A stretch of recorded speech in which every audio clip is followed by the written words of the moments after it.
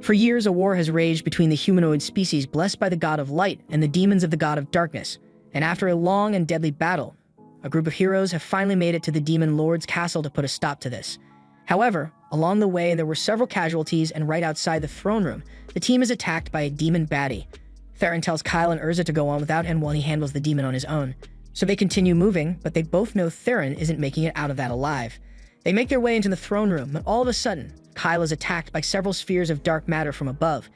He is able to block a few of them, but he can't handle this many, so the mage, Urza, jumps in front of him to block the shot, but in the process, she is completely disintegrated.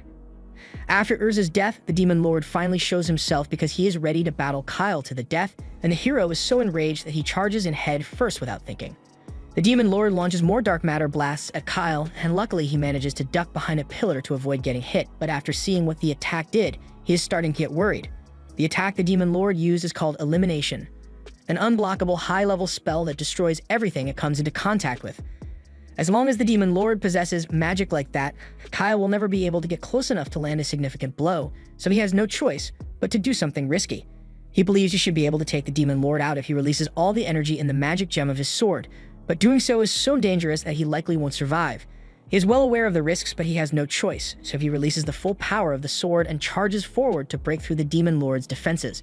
With the extra boost in power, Kyle is able to stab clean through the Demon Lord's body and completely destroy him. But in the process, Kyle's sword is completely destroyed and he is severely injured. He managed to save the world, but in the process, he lost everyone he swore to protect in the first place. His friends, his family, and even his home were all destroyed by the demons, so he doesn't feel like he won at all. A few moments later, Kyle collapses from his wounds, and he is okay with his impending death because he has nothing left to live for. But suddenly, the Demon Lord's magic gem returns, and the power inside it is beginning to overload. With the Demon Lord gone, there is no one to control its power. And if that thing goes out of control, then it could destroy the entire world.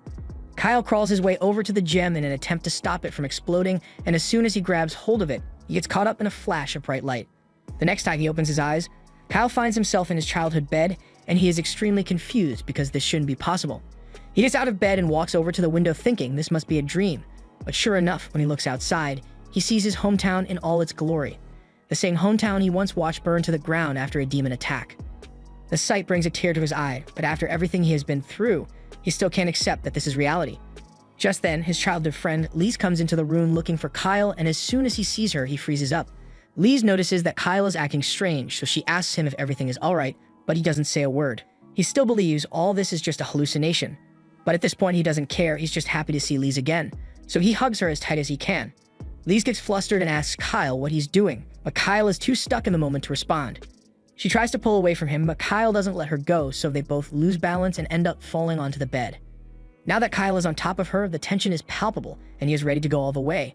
But at this point in time, Kyle and Lise don't have that kind of relationship yet, and after everything he has done, her embarrassment has officially turned to anger, so she pushes him away and punches him so hard that he flips through the air 3 times.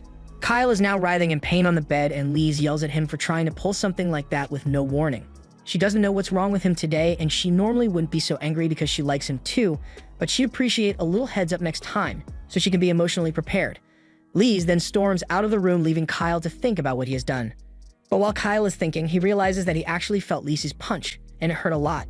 If this were really a dream, then he shouldn't be able to feel pain at all, so there's a possibility that this is the real world. Kyle then gets up to lift the sheets off, and to his surprise, he sees the Demon Lord's magic gem lying there, so he now knows for certain that this is the real world. He walks over to the mirror to take a proper look at himself, and he realizes he looks a lot younger than he did before. On top of that, he clearly remembers suffering several fatal injuries after the battle with the Demon Lord, yet now his body is perfectly healthy.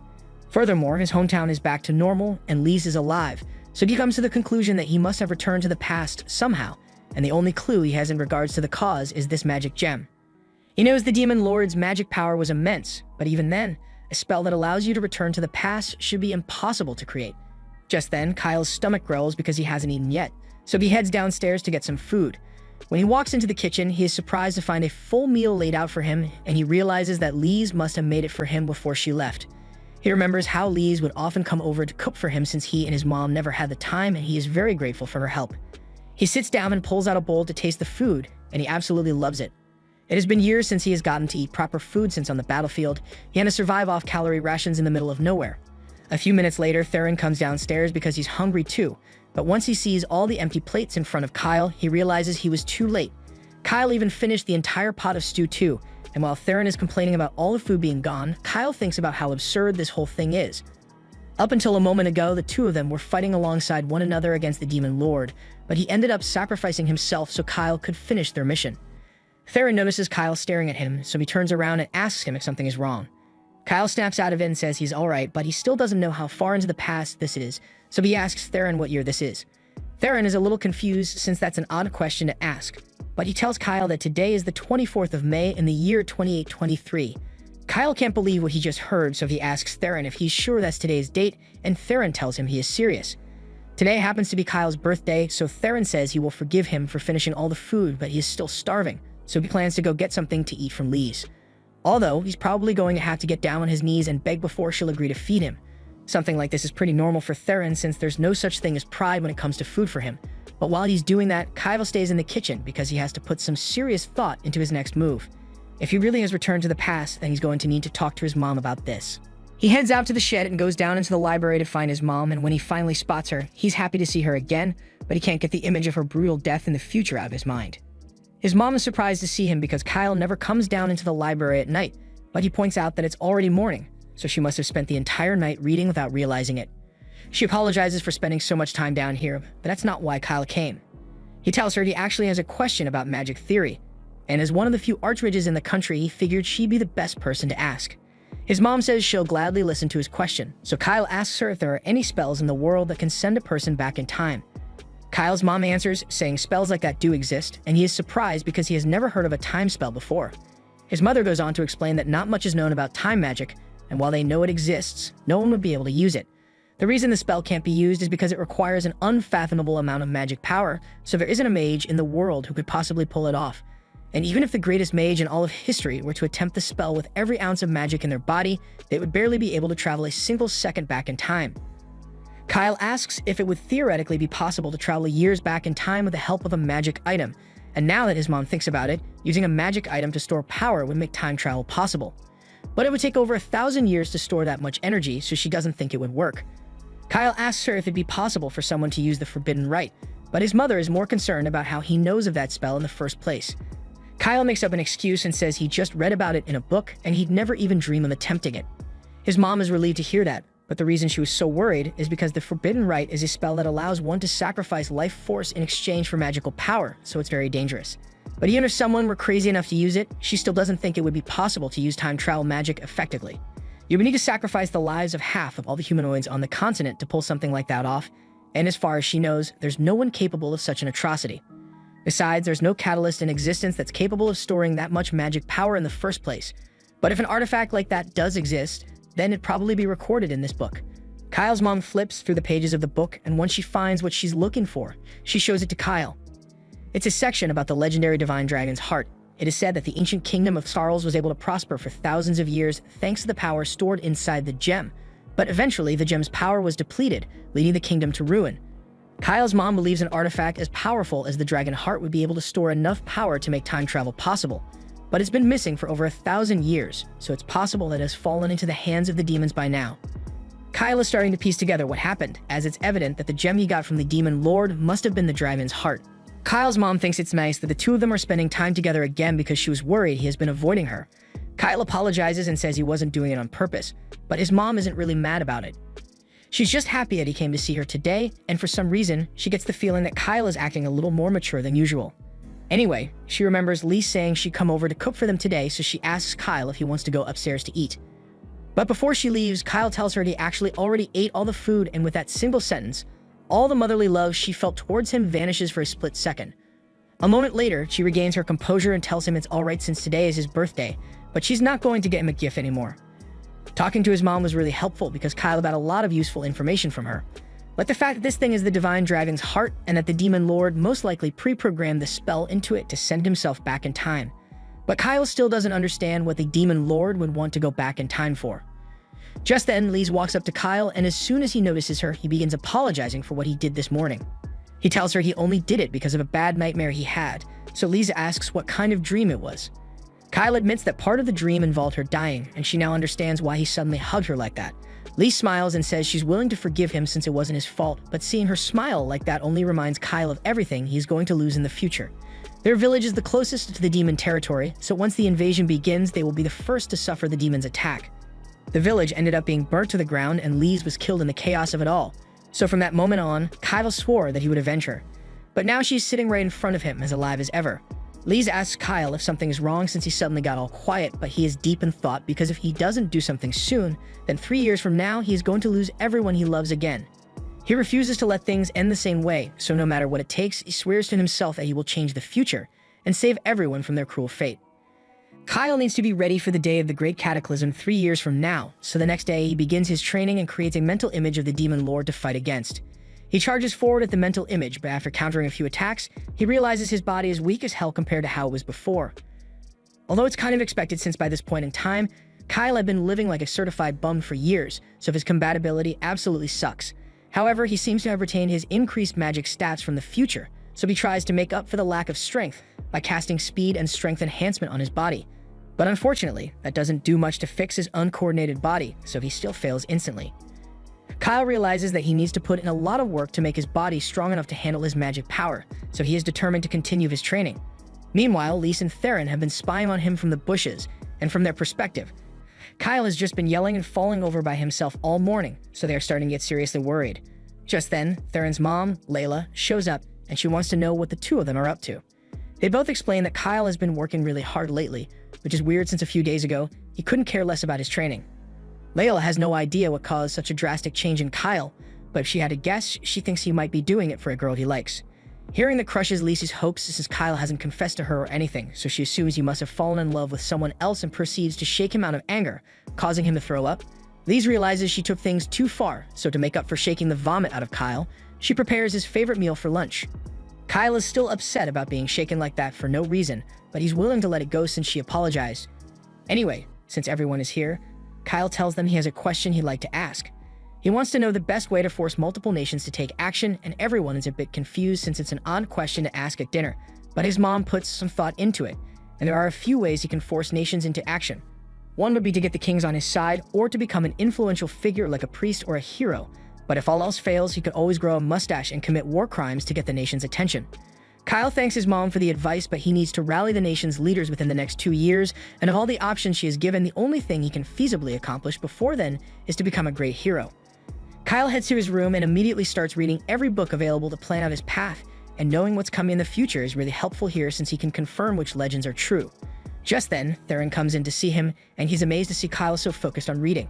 He sits on the bed and asks if Kyle is really serious about becoming a hero since it's not exactly a job title that you can just apply for, but Kyle is already aware of that.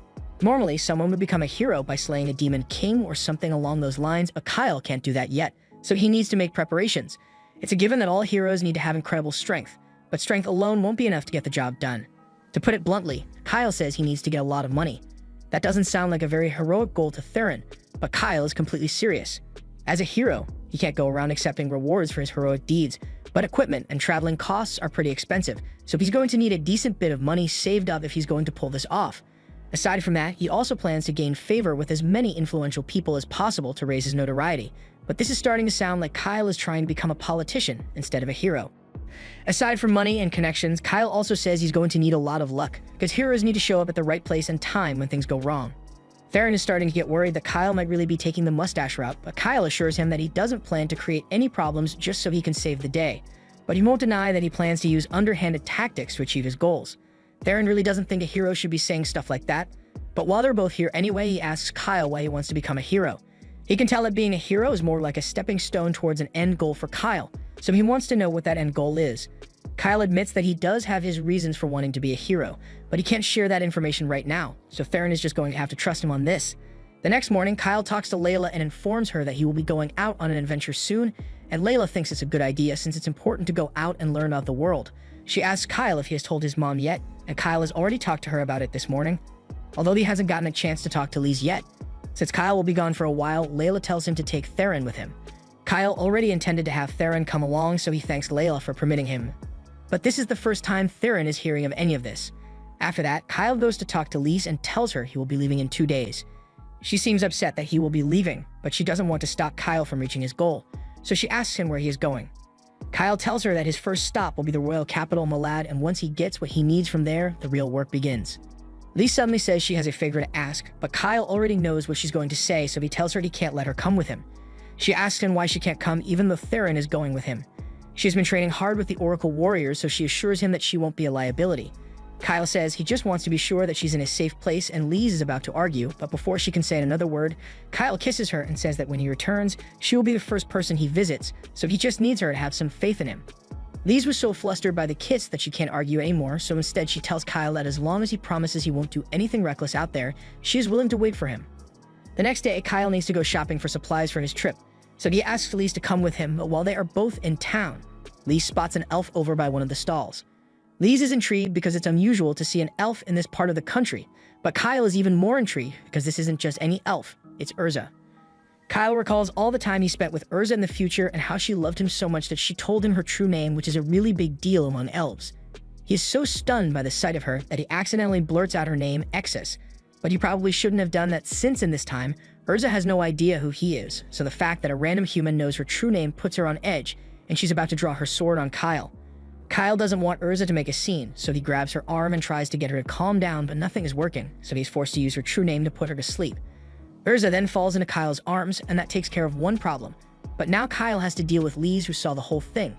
Kyle says he has a perfectly good explanation for this, but I mean, from Lise's perspective, he just walked up to a pretty elf girl, put her to sleep in the middle of the street, and is now probably going to kidnap her, so he can't really talk his way out of this. After taking Urza back to his house, he tries convincing her that she imagined him saying her true name, but she isn't dumb enough to fall for that. She knows she heard him say it, but the only people who are supposed to know her true name are her parents, so she demands to know where Kyle learned it. Kyle can't exactly explain that 4 years from now, he and Urza become lovers, and she eventually tells him her true name, and even if he did, there's no way she would believe him. Urza threatens to kill Kyle to make sure he doesn't tell anyone her true name, but Kyle asks her to please wait because he will explain everything to her eventually. Urza can't believe Kyle is asking her to trust him with something as important as her true name, so Kyle offers an alternative. He says he is willing to perform an application of the contract with Urza to prevent him from using her true name for evil. Contracts like these are usually formed between humans and spirits, but in special cases, they can be used to bind two people together. The terms of this contract will be that Kyle isn't allowed to reveal Urza's true name to anyone or use it for evil purposes, and if he breaks the terms at any point, then he will immediately die a painful death. Urza is surprised that Kyle is willing to stake his life on this, so she decides to trust him for now, but she currently isn't able to form the contract since she would need a full moon for that, and the next full moon is in 3 weeks, so she says she'll have to stay in town to keep an eye on Kyle until then. However, Kyle tells her that he's actually leaving town tomorrow, so Urza is forced to join him on his journey since she can't risk letting him out of her sight. The next day, everyone has packed their stuff, and they are about to set out, so Kyle says goodbye to his mom. Lise is also going to be joining Kyle now because she doesn't trust him enough to let him travel alone with Urza after how weird he started acting when he first saw her. The group eventually begins their journey, and Theron almost immediately starts flirting with Urza since he wasn't expecting such a pretty girl to randomly join their party. However, Urza insists that she isn't a part of their party, she's just coming along because she has to stay near Kyle until they've formed their contract. But no one is actually listening to her. Anyway, with Urza in their party, Kyle says they don't need to head to the royal capital right away anymore. Instead, they are headed for the Sumgard Mountains to find the Magic Queen's labyrinth. Theron doesn't think it's worth going since they've all heard the legends and that labyrinth is so large that they'll never be able to find the treasure in there. Kyle assures them that they don't have to worry about that because he has prepared a detailed map to lead them through the labyrinth. Kyle made the map using the memories of his adventure through the labyrinth in the future, but since the labyrinth is still uncharted territory at this point in time, the others find it hard to believe that Kyle managed to get his hands on a genuine map, so they think he got scammed. Urza feels kind of bad for Kyle, so she makes up something about the paper being 1,000 years old magic tree paper to make it sound more genuine. Kyle most definitely got that paper from some random book in the library, so he knows Urza is just BSing, but the others don't know that, and they trust Urza's word a lot more than Kyle's, so they immediately believe that the map is real. But even with the map, the labyrinth is still so big that it will take them ages to get to the treasure. However, Kyle has already thought of a solution for that as well, so he tells everyone they are going to dig a tunnel. They begin preparations on the tunnel right away, and with this, they should be able to avoid all the deadly saw traps laid out across the labyrinth. They've even got Urza helping out with an earth spirit to reinforce the tunnel, so it doesn't collapse, and she seems really motivated for some reason, so she urges Kyle and Theron to work even harder. After a long day of digging, everyone heads back to camp where Lise has prepared a delicious meal for them.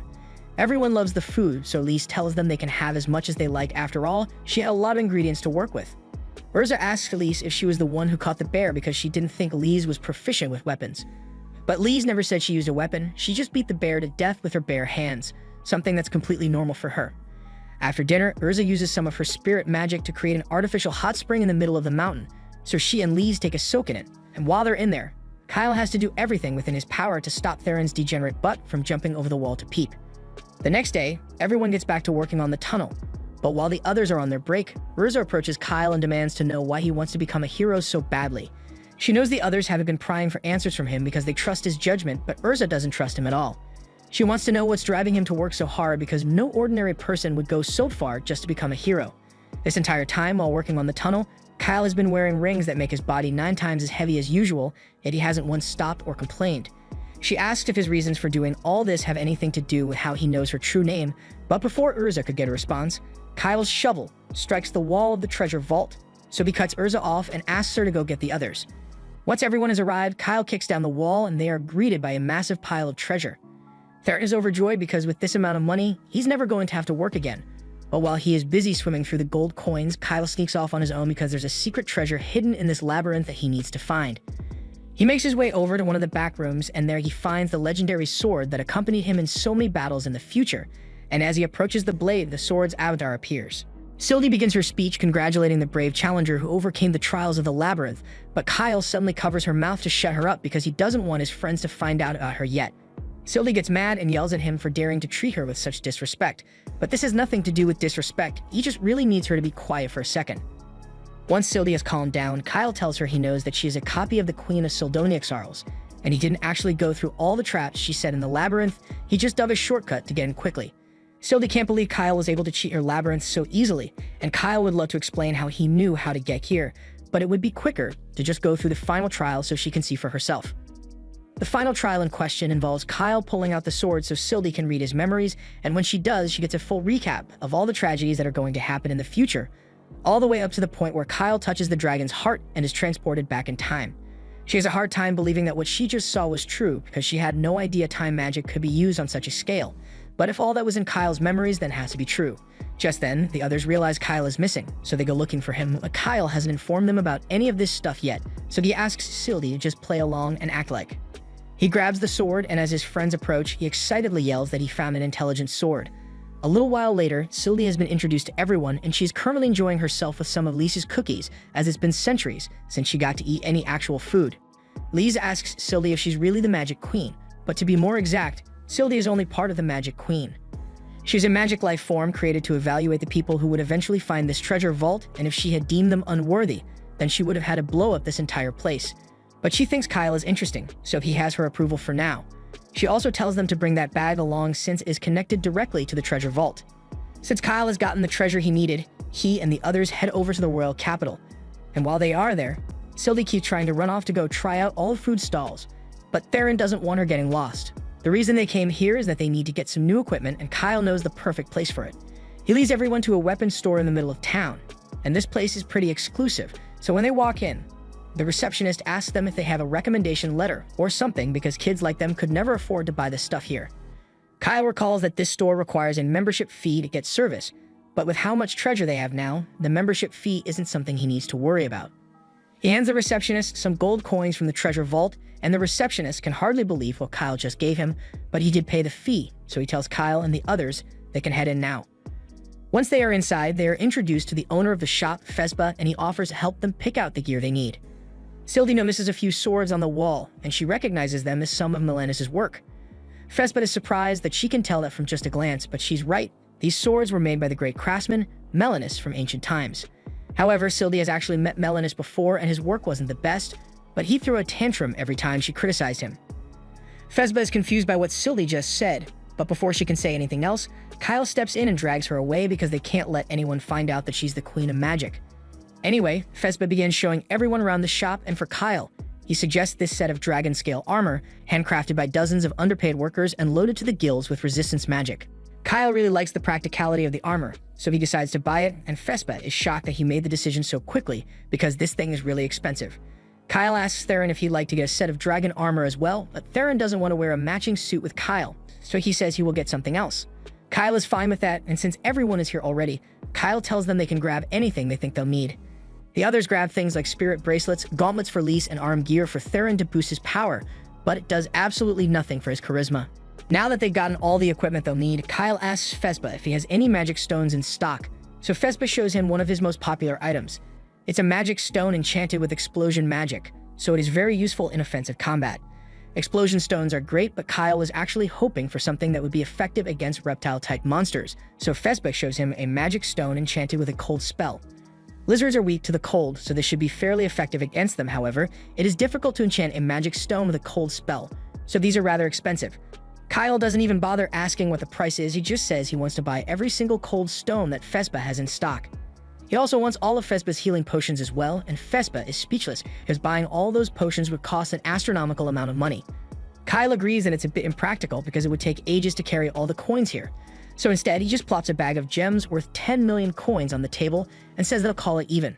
After that, Kyle and the others leave the store, but Theron is a little worried that rumors about them being rich might start spreading, and they wouldn't want the IRS knocking at their door. Kyle tells him he doesn't have to worry about that because they are leaving the capital tomorrow, but the others are surprised since they didn't know their stay here would be so short. This is the first time Lys or Theron have ever been to the capital, and they want to make the most of it, so Theron runs off to go live his big city dreams, and Urza tells Lys that she'll show her around town. Sylvie also tries to run off to try some more snacks, but Kyle stops her because there's something the two of them need to discuss while the others are gone. Kyle takes Sylvie back to the inn, and once they are inside, he asks her if she thinks the future can really be changed, but Sylvie thinks his question is dumb because the future was never set in stone to begin with. The way she sees it, the spell that brought Kyle back in time probably plucked his soul out of his current timeline and placed him at an earlier point in a different timeline, which is why the dragon heart that he used as a catalyst is in his possession, even though the dragon heart of this timeline is still out there somewhere. Kyle's very presence in this timeline is bound to cause changes, but at this rate, the Great Invasion is still bound to happen at some point, so they'll need to do something about that. Knowing that his actions can change the course of fate is good enough for Kyle, so he's willing to do whatever it takes to save the world, but there is still one thing he is curious about. There are currently 2 dragon hearts in this world because of the time travel, but if that's how it works, then Kyle wonders why there's only one of him here. Sylvie has a theory about this as well, so she tells Kyle about one of the most forbidden forms of magic out there, soul fusion. In this world, a person's max magic power is determined at birth, and no amount of training can change that, but back in the prime of Syldonia, they discover that the magic power of a person could be increased by fusing 2 souls together. Naturally, they performed experiments on infants with artificial souls, but it ended in a catastrophic failure, so soul fusion was categorized as forbidden magic. Regarding what happened to Kyle, Sylvie believes that the souls of the Kyle from the future and the Kyle from the past were fused together, and thankfully, since they were the exact same, it seems to have happened without any major complications. As a result, his magic power was practically doubled, so Kyle should be way stronger than he was in the previous timeline. He may even be able to use the highest form of magic, but whether he can master is another story entirely. This is an unprecedented case, so Sylvie has no idea what implications or side effects it may have on Kyle. With that said, she tells him she'll give him advice if anything comes up, so he had better tell her as soon as he feels anything off. Later that night, Lys and Urza return from their sightseeing, and Lys is ready to go to sleep, but Urza says she'll stay up for a little longer since she enjoys the sight of the full moon since it only happens once a month. Hang on, the only reason she's here is because she had to stay near Kyle until the full moon so she could perform the contract, but she completely forgot, and the night is almost over so she has to find Kyle quickly. Kyle was out in the forest training with Sylvie when Urza suddenly comes running up to him. She reminds him that tonight is a full moon, so they need to do the contract ritual now. Kyle had completely forgotten about that, and he's still willing to go through with the contract, but he has been training for hours already, and he was just about to go to sleep, so he asks her if they can just do it next month instead.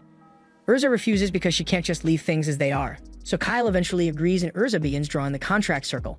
While she was growing up, Urza always saw the contract of application as a sign of commitment between lovers, and she'd always see it done at the weddings in her village, so she had hoped she would get to experience it one day. But she never could have expected that it would happen like this. She eventually finishes drawing the circle, so she tells Kyle she's ready to begin. However, Kyle has been asleep for a while now. Urza yells at him to get up already because they need to get this done before the night ends, so Kyle wakes up and the two of them stand in the middle of the circle. Kyle recalls how he and Urza performed the ceremony back when they got married in the other timeline, so after he vows not to use Urza's true name for evil, he steps forward and kisses her. Urza is so stunned that she doesn't react initially, but when she finally processes what's happening, she pushes Kyle away and demands to know what he thinks he is doing. Kyle doesn't understand why she's so upset since this is just the final step of sealing the contract, but Urza tells him that there's only a kiss at the end when the contract is being done for a marriage, and this wasn't meant to be a marriage contract, so Urza is pissed. The next morning, Kyle and the others start leaving the capital. Lise notices that the others look awfully tired. Kyle says he and Urza were up late at night because of a little incident, but Urza doesn't want to talk about it. As for Theron, he was up all night trying to get a girlfriend, but even though he's rich now, he had no such luck. Anyway, the group is headed for Arkan now, but Kyle didn't want to explain why, so he just told everyone that Sylvie has a prophetic ability that said they should go there. Upon arriving in Arkan, the group just so happens to show up right when Princess Melina is having a town visit. Melina is a kind princess, beloved by all her people, so the others are excited to see her, but Kyle is the only one who knows that 2 days from now, Melina is fated to die. In 2 days, Melina's caravan will head to the village of Scenes, and along the way, she will be attacked by Hydra and killed. Scenes was recently attacked by Hydras, so Melina's plan was to go there to show her support for the region, which ultimately led to her demise. Kyle thinks what happened is the natural result of her poor choices, since going to the village of Scenes while it's still dangerous, even out of kindness, was a dumb decision. Sylvie asks if it's possible that Melina was assassinated, and it was covered up to make it look like a monster attack, and Kyle admits that there were rumors that Melina's brother, Prince Karanes, was behind it, but no evidence was ever found regarding his involvement. It was ultimately deemed an unfortunate accident, and Kyle plans to use that unfortunate accident to his advantage, so he can become a hero. But he's going to have to be careful about how he does it since he needs to make it look natural when he saves her. But he has no idea where or when exactly the attack will happen, so he's going to have to keep an eye on the princess. Just then, Theron walks in, and he's disappointed because he just spent the last few hours trying to figure out Princess Melina's route for tomorrow, but he found nothing. Kyle is surprised and asks why Theron is so interested in Melina's route, so he explains that he plans to follow Melina around, and the second she gets into danger, he will swoop in to save her so she falls in love with him. Kyle is disappointed that he came up with the same plan as someone like him. But to be clear, Kyle explains that he's not following Melina for any creepy reason, he just has reason to believe that she might be in danger, so he needs to make sure she stays safe. Theron gets excited once he realizes that Melina really is in danger, because that means as long as he stalks her long enough, he's gonna get a chance to save her life. The next morning, Melina's caravan leaves, so Kyle and the others are waiting out in the forest so they can keep tabs on her. However, Urza asks Kyle how exactly they are going to do that when they can't get close to Melina without drawing too much attention. Fortunately, Sylvie has the perfect ability for the job, so she transforms herself into a hawk and flies onto Kyle's shoulder.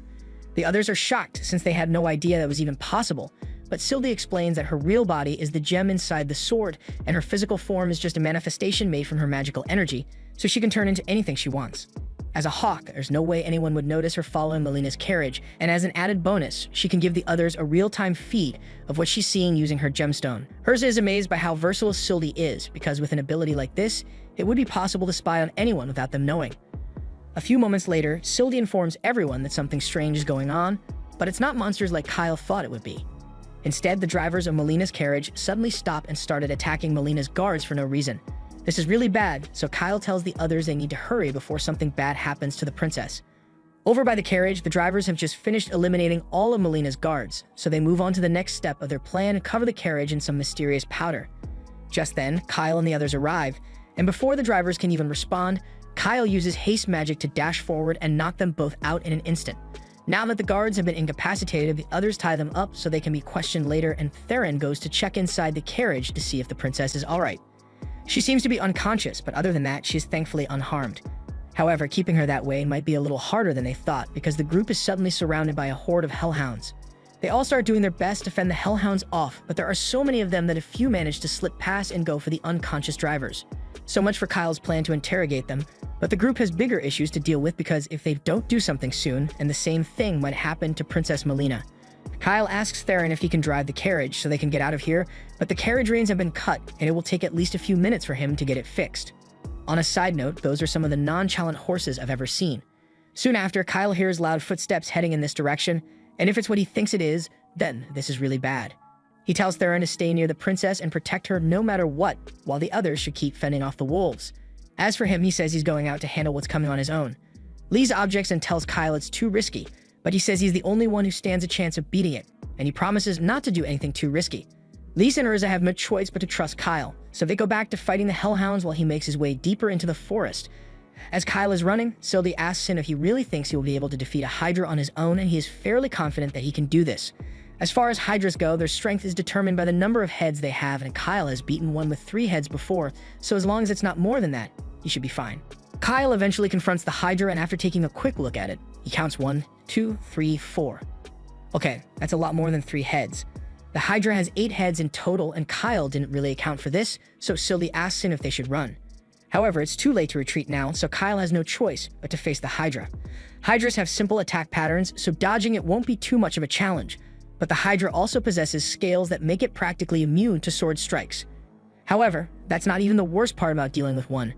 It also has incredibly foul poison breath that kills all living things that come into contact with it. Normally, getting hit with a blast point blank would be a death sentence, but that poison resistance from the dragon armor is really coming in handy right now. Kyle knew he would probably have to face a Hydra here, which is why he spent so much money buying all these magic crystals in the first place, and those cold spells are going to be really helpful here. He throws one of the cold crystals at the Hydra, and once the spell activated, it freezes the Hydra in place, buying Kyle enough time to throw an explosive crystal at it and cause a decent amount of damage. The combination of ice and explosion magic is enough to weaken the Hydra's scales, so Kyle is now able to slice off one of its heads. Sylvie is impressed that Kyle is holding his ground so well against a Hydra, but the battle is nowhere near done, because on top of all the Hydra's other abilities, it is also able to regenerate, so simply cutting its head off isn't enough to finish it off. Kyle continues throwing his ice stones at the Hydra to weaken it, but he's down to his last ice stone, and the Hydra's regeneration doesn't look like it's slowing down. So Kyle has to finish quickly with one final blow. He has a plan in mind, but it's risky, so he's only going to get one shot at this. He clutches all the remaining explosion stones in his hand and casts haste on himself, so he can dash straight towards the Hydra. He then cuts a hole straight into its chest and jams his fist in there with the explosion stones. The Hydra smacks him away shortly after, but by then it was already too late because Kyle had accomplished his goal. All the explosion stones he put in the Hydra were activated, resulting in a huge explosion that absolutely obliterates the Hydra. With this, Kyle has successfully won his first battle as a hero, but the fact that he got covered in Hydra guts as a result is unfortunate. Back at the carriage, the others are finally done taking out the Hellhounds, so they want to go help Kyle since they are worried about him. But a moment later, Kyle walks out of the bushes, and they are relieved to see that he is unharmed. They think it's amazing that he was able to kill a Hydra on his own, but they are noticeably less excited once Kyle gets closer because he smells like crap. They are still happy he made it back alive, but until he cleans himself up, they don't want to be anywhere near him, so they run away. After a few minutes of washing up, Kyle heads back over to the others by the carriage and asks them how things are going in here. Everything is fine, but Melina and her maids are still unconscious. Kyle assumes they must have been drugged since they've been unconscious for a long time now, so he asks Urza to use some of the antidote potion he bought to see if that does something. While Urza is doing that, Farron takes a look around the carriage and he finds a strange bag just sitting on the floor outside. Kyle assumes the drivers must have used the powder inside to lure the monsters here so they kill Melina and make her death look like an unfortunate accident. So in other words, when Melina died in the past timeline, it wasn't just an unfortunate accident, it was a carefully thought out assassination. Meanwhile, back in the city, Prince Carnes and the Knight Captain are in a dark room together, and when one of the cards on the table goes dark, Zentos says it's time to send a squad out to confirm whether the mission was successful or not. As night falls, Melina has finally recovered from the sedative, so she opens her eyes and she is surprised to see that she's still alive. The last thing she remembers was being drugged and put to sleep, so she was certain that today would be the day she died, but it looks like she still has some luck on her side. She asks if they're the ones who saved her life, and Theron immediately tries to take all the credit, until Lisa knocks him out before he can do anything that would make a fool of them. Kyle bows in front of Melina and explains that he and his friends happened to be nearby when they saw Melina's guards being attacked by the drivers, so they intervened and saved her life. A moment later, Melina's maids wake up and Arca sees her talking to Kyle, so her first instinct is to get in front of Melina and protect her. If only she had that type of energy when Melina was getting drugged, but Arca is just genuinely worried about Melina's safety, especially after what happened earlier. Melina tells her there's no need to worry because Kyle doesn't seem like a bad person, and even though she doesn't know much about him, she does know that she wouldn't be alive right now without his help, so she sincerely thanks him. She gets up because she wants to see the situation outside, and Kyle warns her that it's not a pretty sight, but she needs to see the current state of things with her own eyes. After examining the drivers, she asks Kyle if any of her guards managed to survive, but unfortunately, all of them had been killed by the time Kyle and the others got here, so Melina and her maids are the only survivors. Just then, Sylvie informs Kyle that a group of soldiers from Arkan is heading this way, so Kyle relays the information to Melina.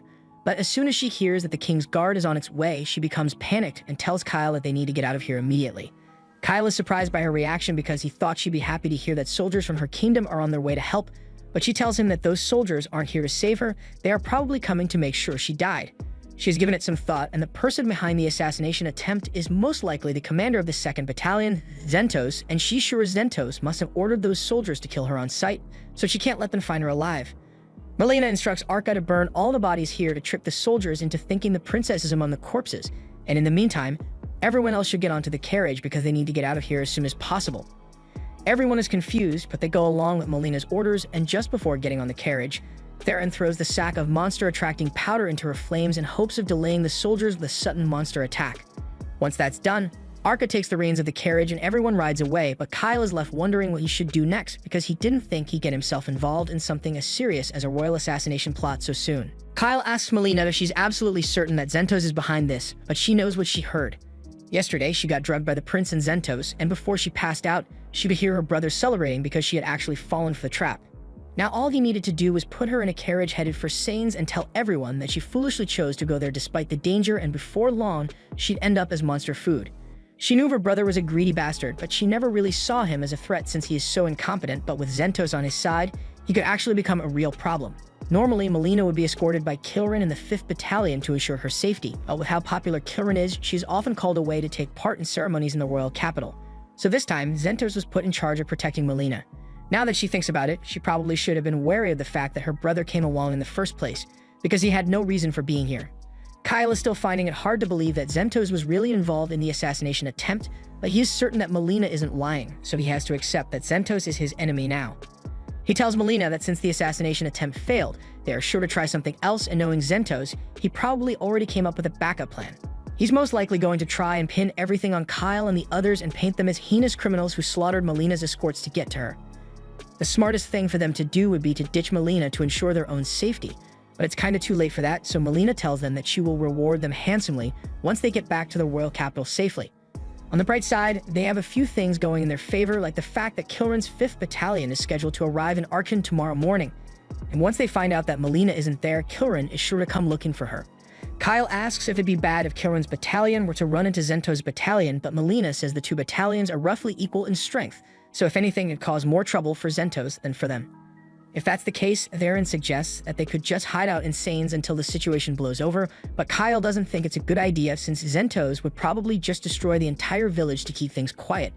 Lise asks if he'd really go that far, but he has already killed a few royal guards to get to Melina, so it stands to reason that he won't stop when faced with 100 villagers. It's risky, but Kyle thinks the best course of action right now would be to head back to Archon since the city has over 10,000 people living there, and there's no way Zentos would be able to kill all of them. Plus, if they can meet up with Kilrin's battalion, they might stand a good chance of surviving. Melina agrees with Kyle's plan, but if they turn back now, they are bound to run into Zentos' men, so she asks him if he has a plan in mind to slip past them. But Kyle calmly explains that he plans to cut straight through Zentos' men. They stop the carriage to prepare, and thanks to Sylvie's surveillance, they are able to figure out that Zentos isn't with his battalion. Since Zentos isn't here, they just need to focus on defeating the regular soldiers, and luckily, Kyle already has a plan for that, but it involves a lot of explosion stones. They can't guarantee that Melina won't be hurt by the shockwaves, so Lise gives her a case of high healing potions and tells her to drink one if she is injured in any way. Melina is a bit shocked by how much equipment Kyle's team has since this stuff must have cost a fortune, and it did, but money's not a problem for them. Meanwhile, back in the capital, the prince is freaking out because the assassination attempt failed. Zentos assures him that he has already sent his men out to finish the princess off, but the prince wants to know why Zentos isn't out there searching for her with his battalion. Zentos explains that Kilrin is going to arrive tomorrow morning, and when she realizes that the princess isn't here, she's bound to question the prince about her. And the prince is a walking mess when it comes to thinking on his feet, so Zentos needs to be by his side to come up with an excuse for him. The prince can't argue with that, but he reminds Zentos that now that he's involved in his plan, he won't tolerate any more screw-ups from him. As the soldiers continue chasing Melina's carriage, one of the scouts they sent ahead runs back to report that he just saw the carriage turn around, so it should be heading this way soon. The vice commander orders everyone to stop and draw their bows to intercept the carriage, but just as the carriage comes into view, several explosion stones fall from the sky. This was part of a carefully orchestrated airstrike with the help of Sylvie, and now that the soldiers are disoriented, the carriage drives straight through chaos. Hirza uses wind magic to shield the carriage from the explosion magic, while Theron is having the time of his life throwing explosion stones at the soldiers. It's not the most elegant way of doing things, but hey, at least it worked. However, once the vice commander regains his bearings, he orders all the soldiers who are still alive to get up and chase after the carriage. They still need to keep moving to avoid being captured. Unfortunately, as a result of all the explosions, one of the carriage's wheels was blown off, and there's no way they'd be able to fix it in time, so they are going to have to continue without it. Lise tells the princess and her maids that they can ride on the horses, and Kyle plans to use Urza's Wind Walker spell to boost his speed enough to keep up with them on foot, but there's no way they'd be able to outpace the remaining soldiers like this. He says someone is going to have to stay behind and act as a decoy, and that someone is Theron.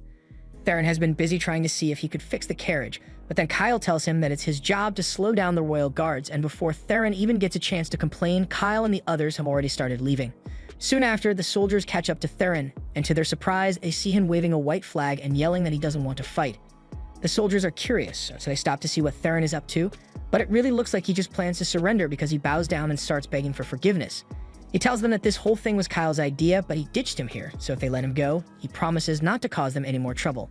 He even offers them a huge bag of gold in exchange for his life, but as soon as the vice captain realizes that the princess isn't here anymore, he tells his men to just kill Theron so they can continue moving. Back on Kyle's end, Urza asks him if it was really alright for them to leave Theron behind because those soldiers definitely aren't going to spare him. Kyle admits that he would have preferred doing things differently, so no one would have had to die, but this was the only way. Urza can't believe Kyle was really willing to sacrifice his best friend for the sake of the mission, but that's not actually what he meant. Urza would know this since it hasn't been long since she met Theron, but he is actually way stronger than Kyle or Elise.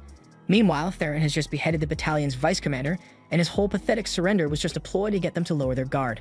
Now that the soldiers are rattled, he takes off all of his gravity training weights and gets ready for a quick 1 versus 30. In less than a second, Theron dashes forward and effortlessly slices the heads off 3 of the soldiers. Afterwards, he runs back in to do the same to the rest of the soldiers. A few of the soldiers try to sneak up on him from behind, but Theron was already prepared for that, so he throws an explosion stone at their feet. The resulting explosion scares the soldiers' horses away, so now, there's no way they can escape.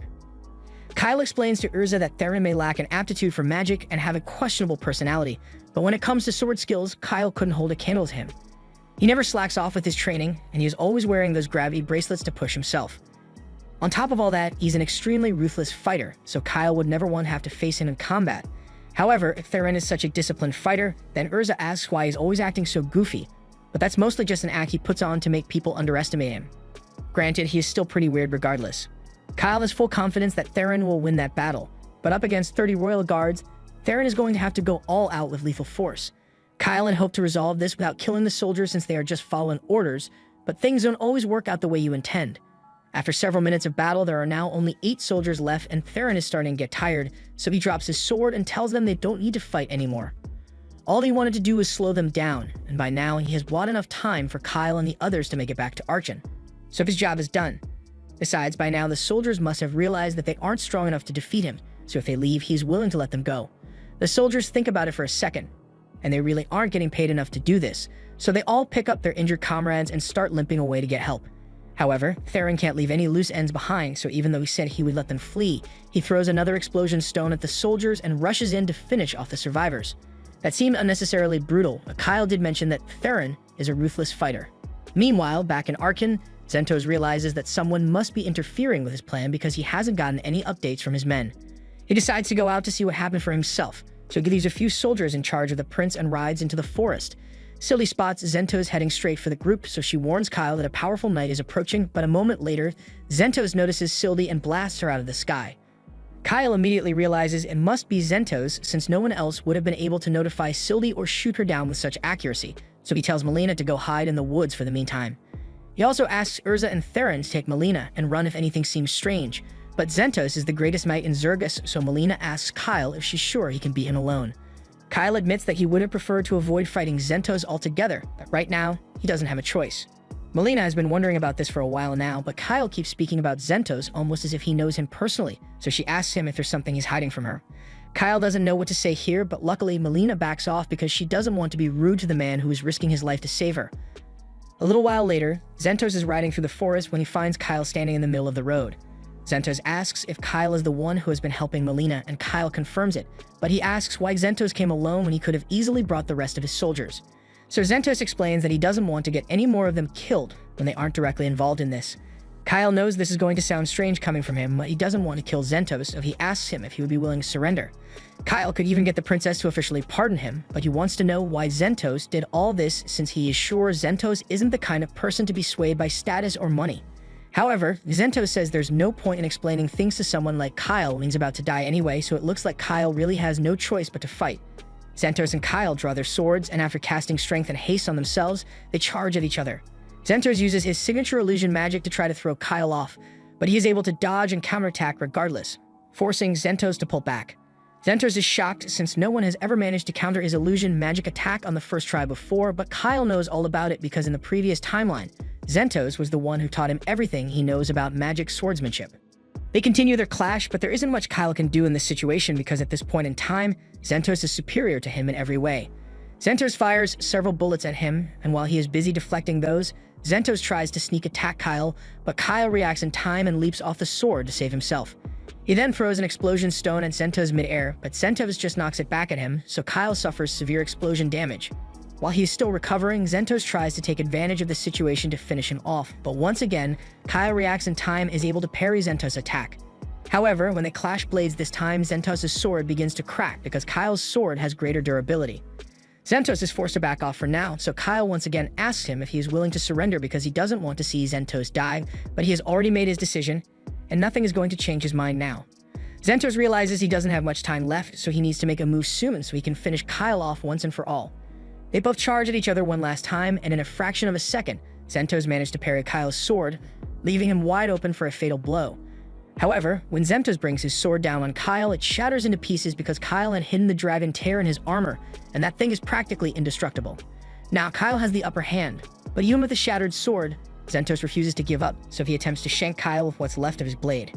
However, Kyle has already regained his footing, so once Zentos gets close, he brings his sword down to finish this once and for all. Before the strike lands, Kyle has a flashback to the time he spent with Zentos in the previous timeline. After a long day of training, Zentos confided in Kyle that he had always served the royal family, and he was proud to fulfill that role. But at this point in time, the kingdom of Zergus had already fallen. Kyle honestly never had a good impression of the king of Zergus, and Zentos agrees that the king wasn't a suitable ruler, but nevertheless he swore his life in service of the kingdom.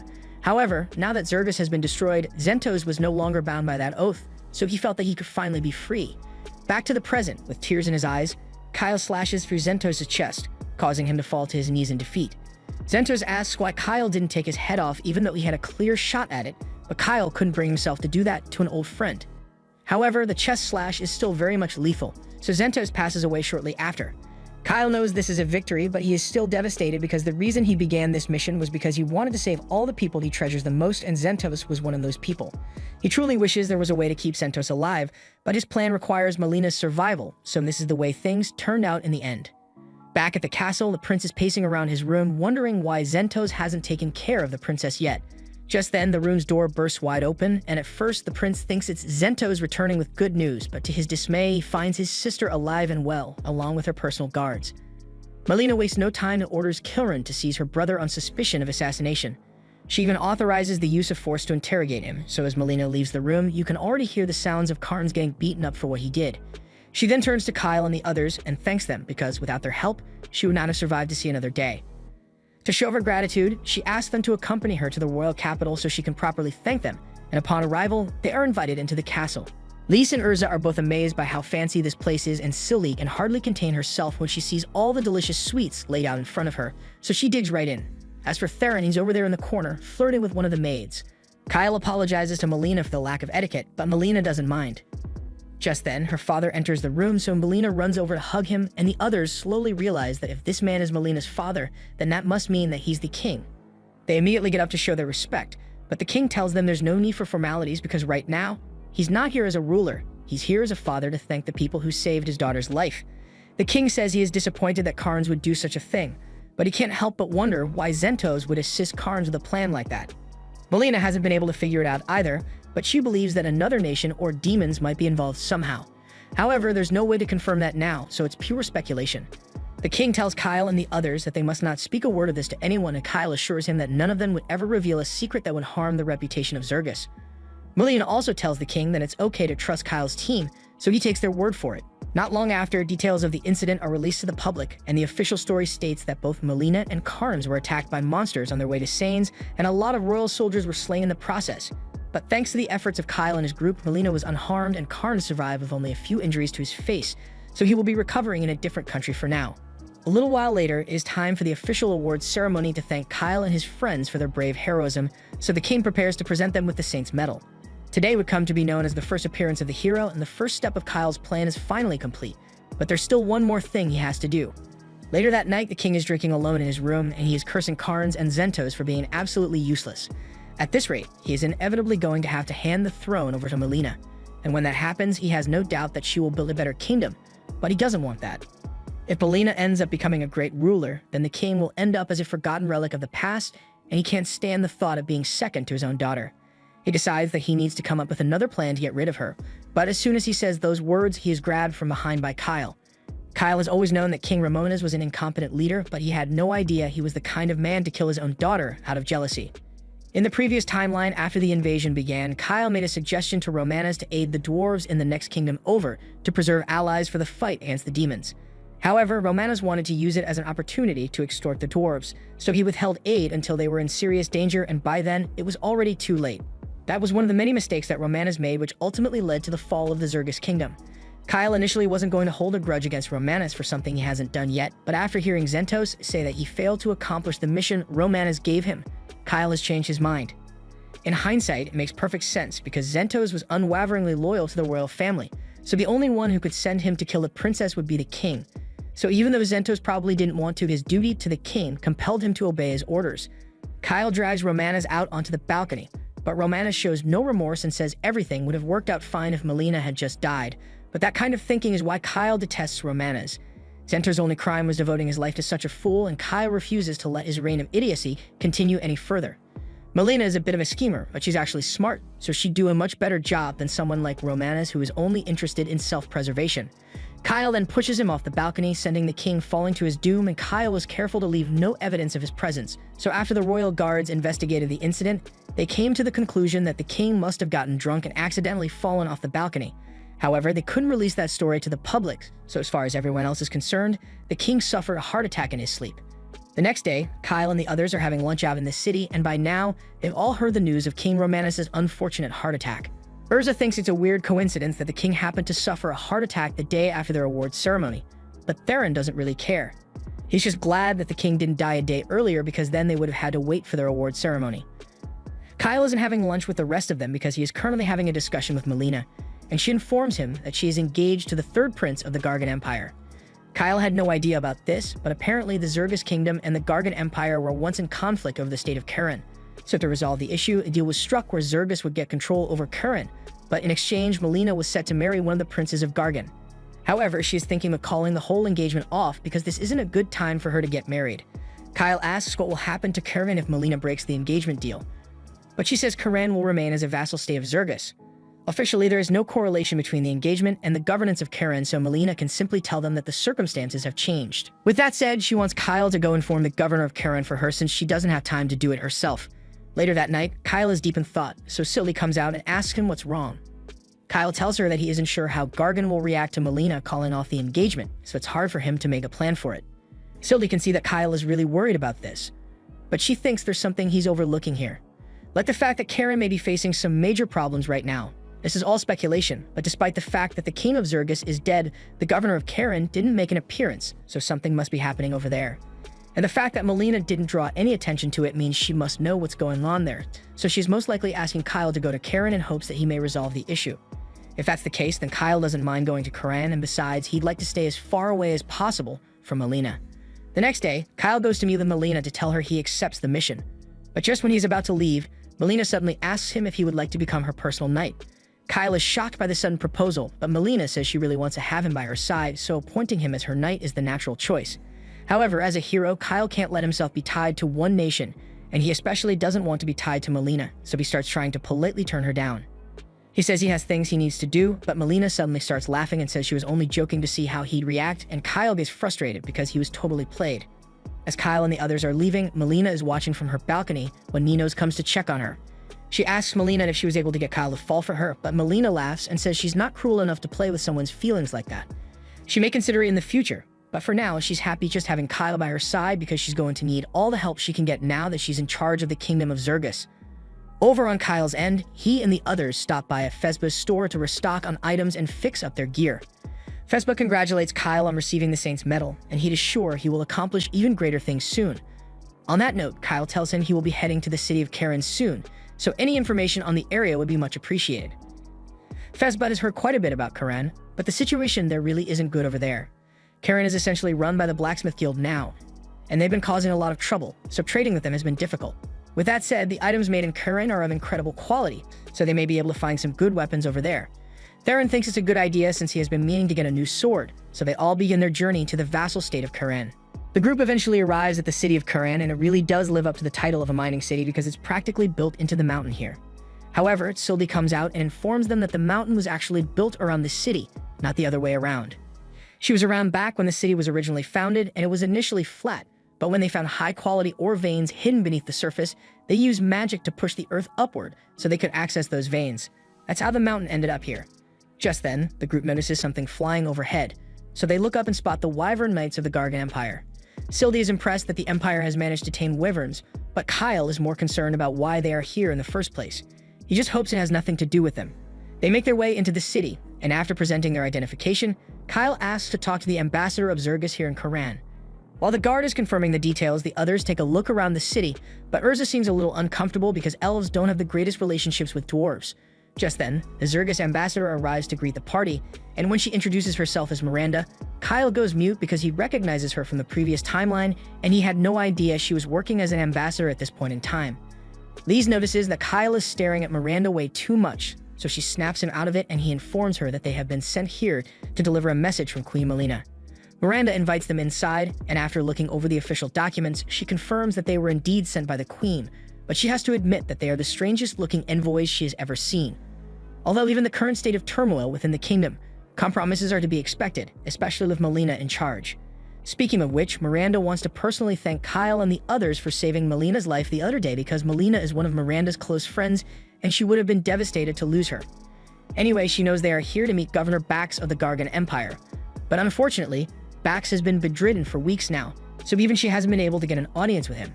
Every time she tries to get him to talk to her, she's always told that he isn't taking visitors in his current condition. But as governor, he has an obligation to meet with any envoys from the Queen, whether he wants to or not. So with Kyle and the others here, he will be forced to meet with them. Miranda tells them to follow her outside, but Kyle notices that she brought along a concerning number of guards for something that's meant to be a routine visit.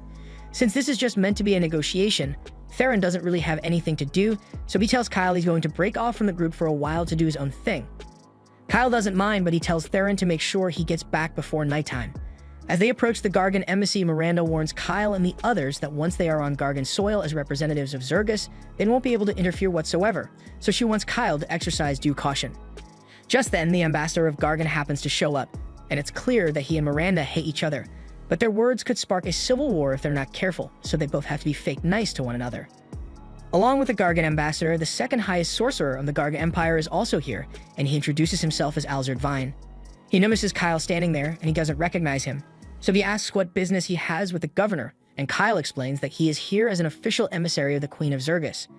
After hearing that, Alzard pieces things together and realizes that Kyle must be the famous hero who saved Melina. He has been particularly interested in meeting Kyle because he used to be classmates with his mother, and the two of them had spent a lot of time together researching magic back in the day. He extends his hand for a friendly handshake, and while Kyle is a little hesitant at first, he ultimately decides that Alzard seems friendly enough, so he shakes his hand and says it's nice to meet him. But the look on Alzard's face tells me his intentions aren't the best. Both groups head over to see the governor, but just like with Miranda's previous attempts, they are stopped at the front door and told that Governor Bax refuses to take any visitors at this time. Miranda gets really upset because that's what the guard has been telling her for the past 2 months, and she's getting sick of having to beg to see the governor. The guard understands Miranda's frustration, but he's just doing his job, so he promises to inform the governor that she came. Miranda warns that if Bax isn't ready to fulfill his duties, then she's going to have to appoint a new governor, but for now she'll give him 2 days to get his act together. In the meantime, she informs Alzard that Bax isn't available for a meeting right now, and Alzard definitely seems disappointed, but he accepts it and walks away. Miranda is surprised by how easily Alzard gave up, and she's convinced that he must have known about Melina calling off the engagement. Coercion is one of the Empire's main tactics, so Alzard was probably sent here to try and strong-arm the governor into conceding to the Empire's demands. He probably also wanted to use the opportunity to curry favor with Kyle since he's an up-and-coming hero, so she tells Kyle to make sure he doesn't fall for Alzard's flattery. She also plans to appoint a new governor who is better equipped to contend with the Empire's tricks, or at least one that can manage to get out of bed every once in a while, and she has the perfect person in mind. A former member of the Blacksmith Guild and arguably the best blacksmith in Karan. Meanwhile, Theron is busy looking around the city, hoping to find a good sword for himself, but nothing here seems particularly exceptional, so he's not sure what to get. And to make matters worse, blacksmith cities don't have many girls around, so there's no one for him to flirt with. Just then, Theron hears someone scream, so he goes to take a look and finds a cute girl being grabbed by a group of guys. Without wasting a second, Theron jumps in and kicks one of the men across the face to get him away from the girl, and then he introduces himself to her, but Go can clearly tell that there has been a misunderstanding here. So he tells Theron that he may look cute, but he's actually a boy. Theron falls to the ground in despair because he can't believe he made such a rookie mistake. But anyway, since Go is a dude, he has lost all interest in this situation and doesn't really want to get involved anymore, so he starts walking away.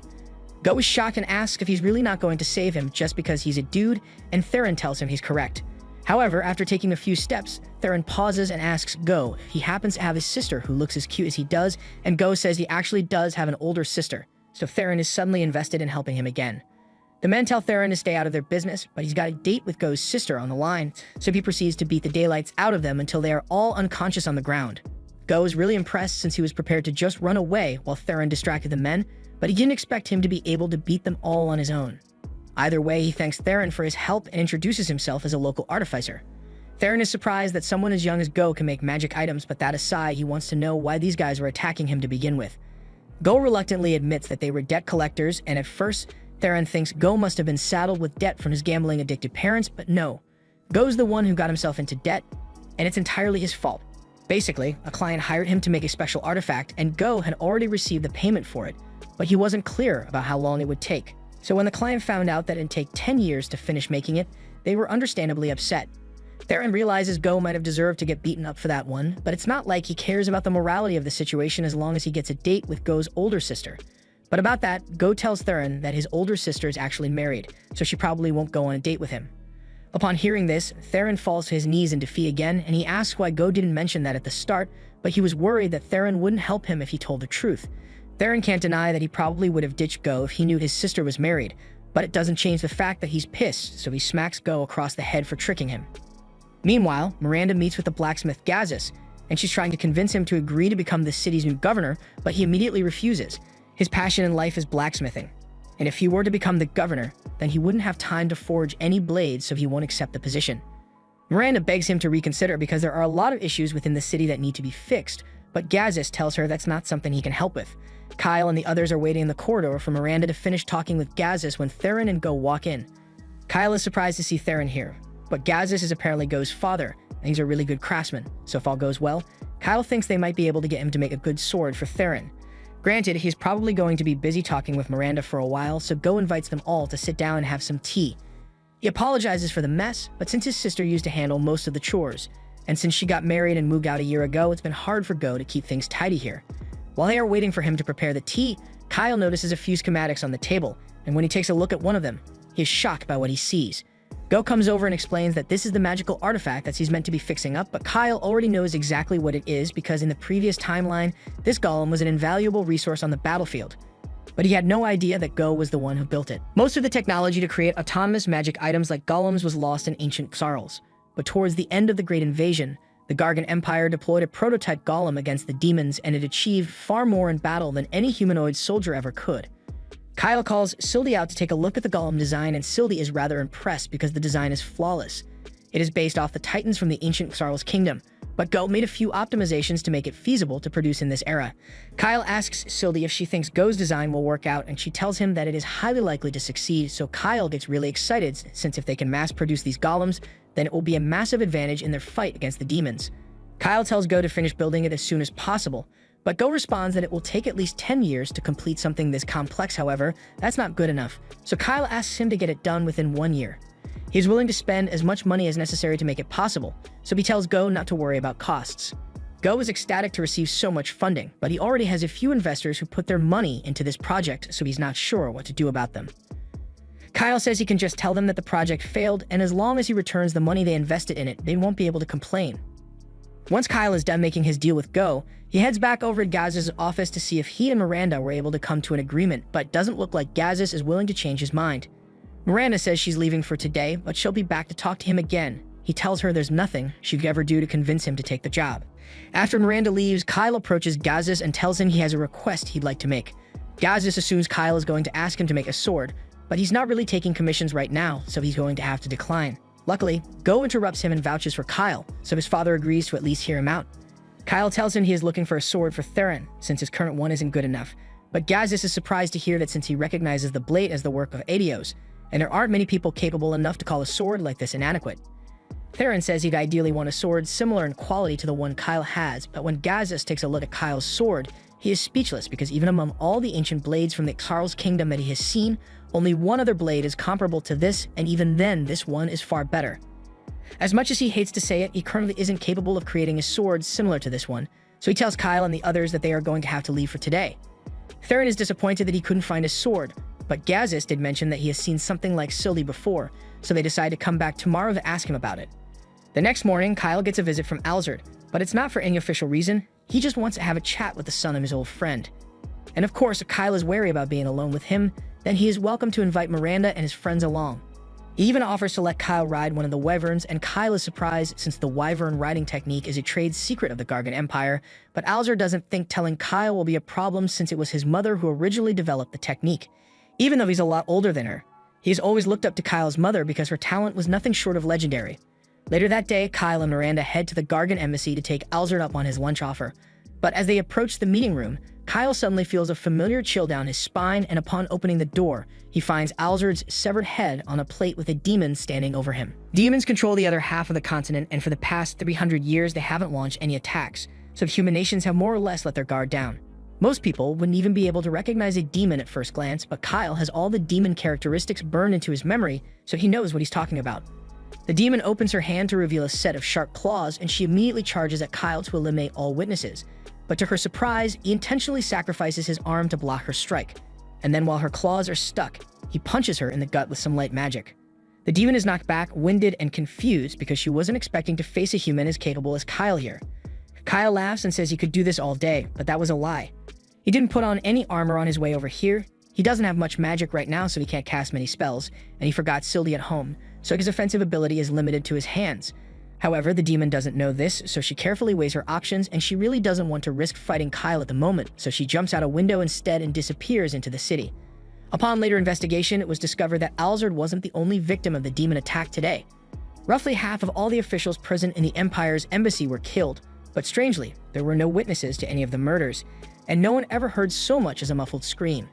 Meanwhile, back in town, Sylvie is helping Go with her research for the golems, and things have been going really well since Sylvie has a lot of first-hand experience with ancient tech. He says he managed to accomplish a month's worth of work in a day thanks to her help, but Sylvie tells him he's just as impressive for being able to learn so much at such a young age. A little while later, they are all taking a break in the dining room, and Go apologizes for making Lise do all the cooking, but she says it's fine since she's used to looking after Kyle and Theron. But speaking of Kyle, Go hasn't seen him all day, so she asks the others if they know where he went. Urza tells him that Kyle is busy having lunch with one of the officials from the Empire, but the rest of them don't really like formal events, so they decided to stay home for this one. Just then, Theron sighs in disappointment because the whole reason they came here today was to ask Gazis about the sword he mentioned yesterday, but he's been out all day and Go has no idea when he'll be back. Since they are here anyway, Theron asks Go if he knows anything, so he thinks about it, and he is fairly certain that Gazis was talking about the Holy Sword, Ran when he mentioned a sword as good as Sylvie. The Holy Sword was forged in Kuran 2,000 years ago by a dwarf widely known as the best smith in the land. Legend has it that the hero, Randolph, used the sword to slay the demon king and bring peace to the land, which is how it got its name. From what Go knows, the Holy Sword should be somewhere in the city right now because he remembers his father saying he saw it once. Theron perks up at the new revelation, so he asks if Go knows where he can find it, and he tells him that if the sword really is in Karen, that it's probably in Governor Bax's possession. As soon as Theron hears this, he starts scheming ways to steal the sword from the governor, but when he looks out the window, he suddenly stops and in a serious voice, he asks Go if he has anyone who'd want to hurt him. He can't think of any enemies he'd have aside from the investor he backed out on, but according to Theron, the house is surrounded and all the men are bloodlusted, so they definitely aren't here to chat. He grabs his sword and tells the others he can handle most of them, but there's still a chance that some might make it inside, so it'd be best if they stayed on guard.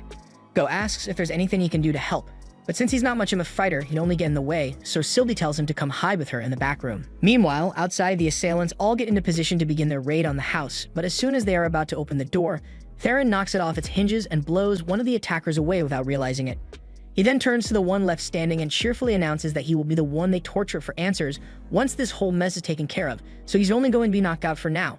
As for the rest of them, he hopes they made funeral arrangements in advance.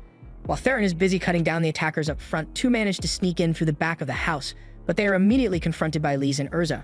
Urza realizes that the attackers are using blades coated in strong poison, so a single scratch would be enough to immobilize either of them.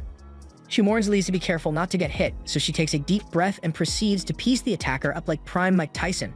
As for Urza, her guy tries to stab her with a knife, but she uses a water spirit to stop the attack, and then proceeds to drown the guy midair until he loses consciousness.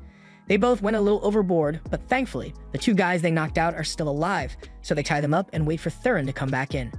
And Go is both impressed and terrified by how easily they were able to beat them up, so he's going to keep his distance for a while. A little while later, Theron returns with the guy he kept alive, and he's glad to see that the girls are done in here as well, so it's time to start the interrogation. He sets the attacker down on the floor and asks him to tell them why he attacked this house. The guy seems reluctant to answer, so Theron warns him that it's in his best interest to spill the beans because the girls behind him are sadistic torture experts. He's totally making this up, but he's too invested to stop now, so he tells the attacker that Lee specializes in turning any household items into a torture device, whether it's knives, forks, or even a ladle. She's also not scared to cut up every inch of your skin, and just when you think it could get any worse, she rubs salt and hot sauce in your wounds. It gets so bad that he'll surely beg for death, but they have tons of healing potions here, so Urza will keep him just on the edge of death to prolong his suffering as much as possible. The guy has been thoroughly traumatized, so when Theron leans in and tells him that as long as he answers their questions truthfully, he won't have to experience any of that agonizing pain, he jumps at the opportunity and starts snitching. He tells them that they were hired to kidnap Go, but Theron isn't fully convinced since the attackers were awfully bloodthirsty for kidnappers. The guy explains that their employer told them that they could kill anyone who got in their way, which is why they were so hostile. Now that Go takes a moment to think about it, he remembers hearing a report about people going missing all over town, so that must have been the work for the attackers. Theron asks the guy what happened to all the other people who got kidnapped, and he swears that he doesn't know anything because their instructions were to take the people to an old abandoned house on the edge of town, and they never hear anything about it after that. Theron realizes that the person behind all this must be really powerful to have covered everything up for so long, so he asks him. The man isn't sure who his employer is, but he has an idea of who it might be. However, before he could say another word, Theron yells for everyone to get down as a huge explosion rips through the walls of the house. Luckily, everyone managed to survive aside from the man, so Lise says she is ready to go out and find the person responsible for the explosion. However, Theron yells for her to stay back. He can sense the person who was behind it, and he has never encountered someone this dangerous before. Sylvie asks him if he's going to chase after them himself, but he's not interested in dying today, so he's going to sit this one out. Sylvie tells him he made the right choice because that explosion was undoubtedly the work of a demon, and he wouldn't stand a chance fighting one alone right now. Later that day, the group meets up with Kyle, and after sharing the details of what happened, they realize the situation is looking quite grim. But aside from the damage the demon's attack caused, Miranda can't ignore the political implications of this. Kyle doesn't have to worry about being accused because he was the first one to fight off the demon, but since only the Empire's embassy was attacked, the Empire is sure to accuse the kingdom of colluding with the demons. Speaking of demons, Lisa knows Kyle saw one with his own eyes, but how can they be sure that a demon was behind the explosion at Go's house? Sylvie explains that such destructive magic is unique to demons because they have large mana reserves and often don't bother refining their spells. If the demons are involved in this somehow, then worst case scenario, Sylvie says they could blow this entire city off the map. Kyle hates demons more than anyone else in this room, but he knows it's too risky to go after them right now, so he says they should focus on confirming whether Governor Bax is truly involved in the recent kidnappings instead. They all turn to Miranda to ask if she knew about the kidnappings as well, and she apologizes for not telling them sooner, but they only recently confirmed that it was happening. She can't deny the possibility that Bax might be behind the kidnappings, but she doesn't understand why he would allow such criminal activity to go on in his city. Just then, a guard bursts into the meeting room and tells everyone that Governor Bax's mansion is on fire. By the time they get there, the entire place is already burnt to the ground, and even an idiot could see that this was no mere coincidence. Theron returns to the group a moment later, and he has been trying to find the holy sword amidst the rubble, but he hasn't had much luck. Similarly, Miranda has been looking for Bax for a while now, but there's no sign of his body here, even though he was supposedly bedridden before the fire started. Lise wonders if the demons were behind this as well, but Kyle doesn't think that's the case. If the demons were using arson as one of their methods, then they would have burnt the embassy down as well, and if the demons aren't behind this, then the most likely culprit is Bax himself. If he were the mastermind behind the kidnappings, then it would make sense that he'd destroy his mansion to get rid of the evidence. In that case, their first step should be to locate Bax so they can interrogate him and find out what's going on.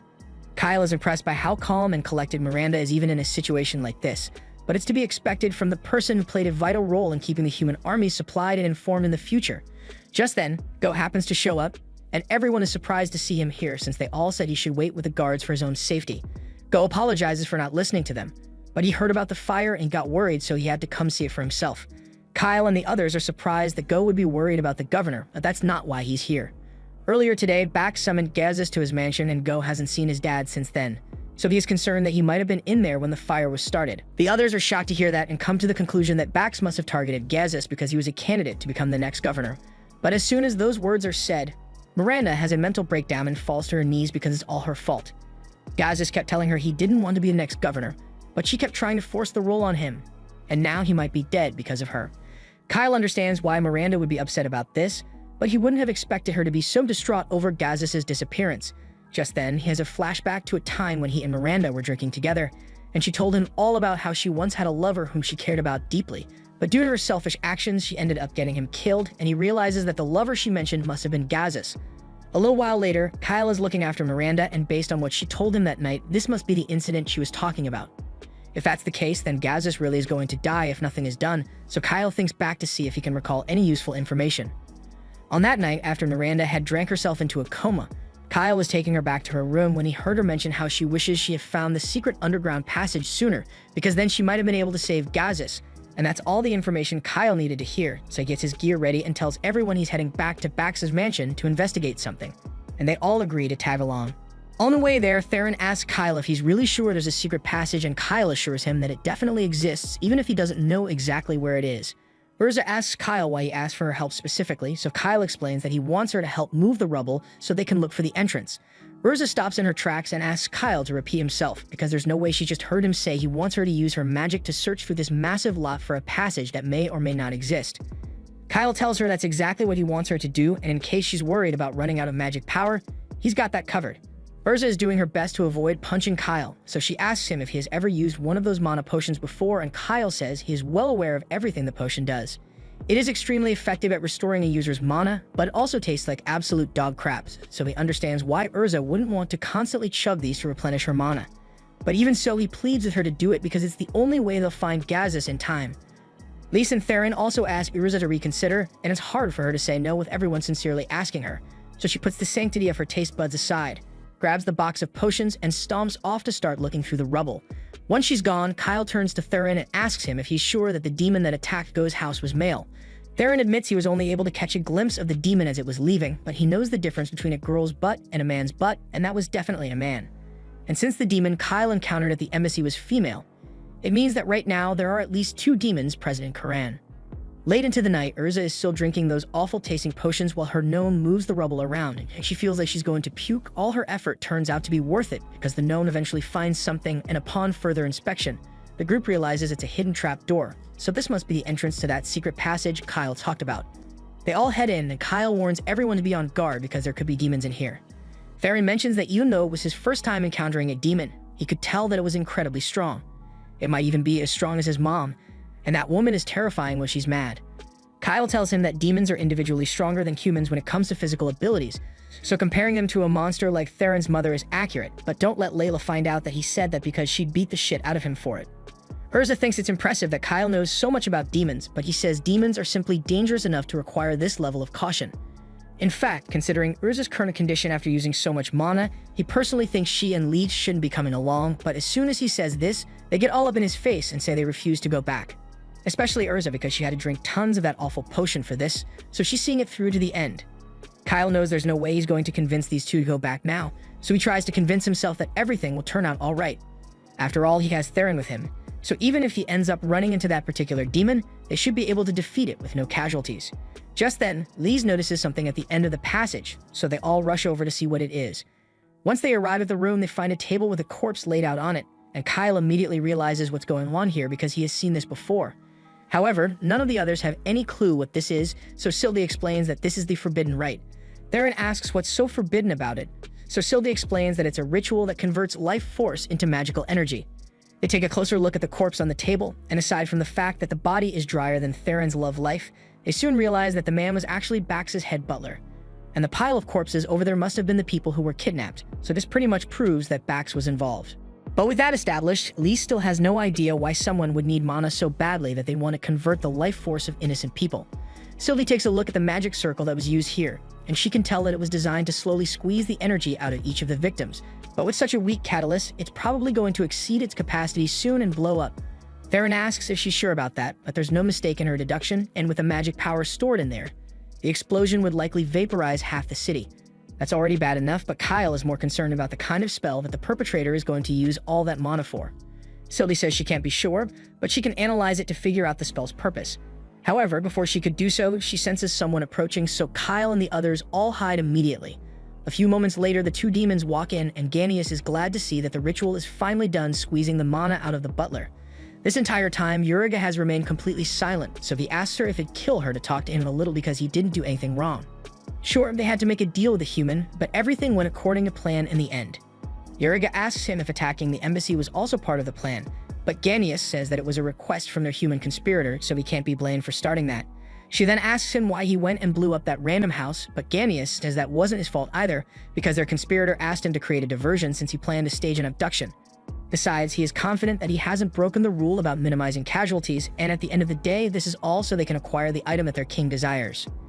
Uriga understands that, but it still frustrates her that they are forced to work with lowly humans like this.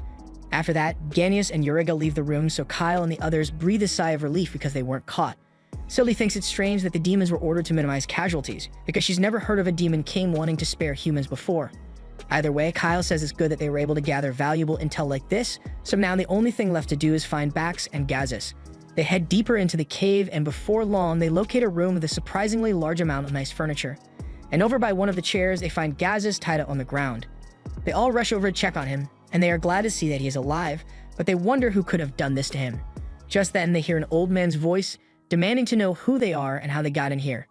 The man in question is Governor Bax, and when he realizes that Kyle and the others are the emissaries from Zergus, he starts yelling that he will protect Karen from the Empire and the Kingdom at all costs. The group has no idea what he means by protects, since this man has been kidnapping and draining the residents of Karen all their life force. Bax refuses to tell them the reason he is doing all of this, but just then, Gazis speaks up and informs everyone that the ore vein underneath Karen is about to be depleted, and once it's gone, Karen will lose everything. All the jobs will evaporate overnight, all the skilled craftsmen will go elsewhere, and eventually, the city will probably be invaded. Bax wanted to prevent that from happening, and Gazis was willing to help at first, but then Bax started talking about sacrifices, and it all went downhill from there. Sylvie takes one look at Bax, and she can tell that he is terminally ill. In fact, it'd be a miracle if he lived to see the next month in his current condition.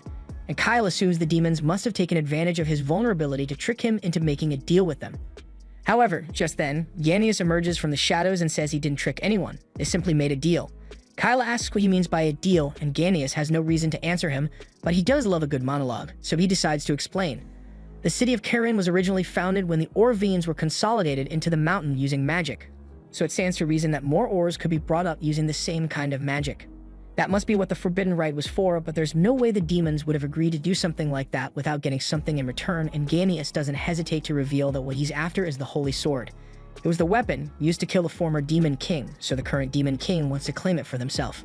Kyle realizes he can squeeze a lot of juicy info from Ganius if he plays along, so he acts like he had no idea that the Holy Sword was even in Quran to fuel Ganius' ego and keep the monologue going.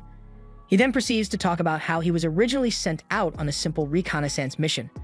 But then he learned about the Holy Sword's presence in Quran and the worries of the governor, so he simply came to him with a proposition, and Bax was so desperate that he accepted immediately. Kyle feeds his ego even more by acting shocked and calling him an evil genius. But before Ganius could spill any more secrets, Uriga shows up and tells him to shut his big mouth already. Kyle realizes he's not going to get any more information out of Ganius now that Uriga is here, so he draws his sword and says he's going to take them down. Ganius realizes he may have said too much, but it's not like it matters much since all he needs to do is kill all of them. Uriga tries stopping him since the Demon King explicitly gave orders to avoid killing humans excessively, but Ganius reminds her these humans already know about their existence in the city, which wasn't entirely his fault by the way, so the only way to keep their mission secret is to kill everyone here. Upon hearing this, Bax begins to panic and asks about the deal they had.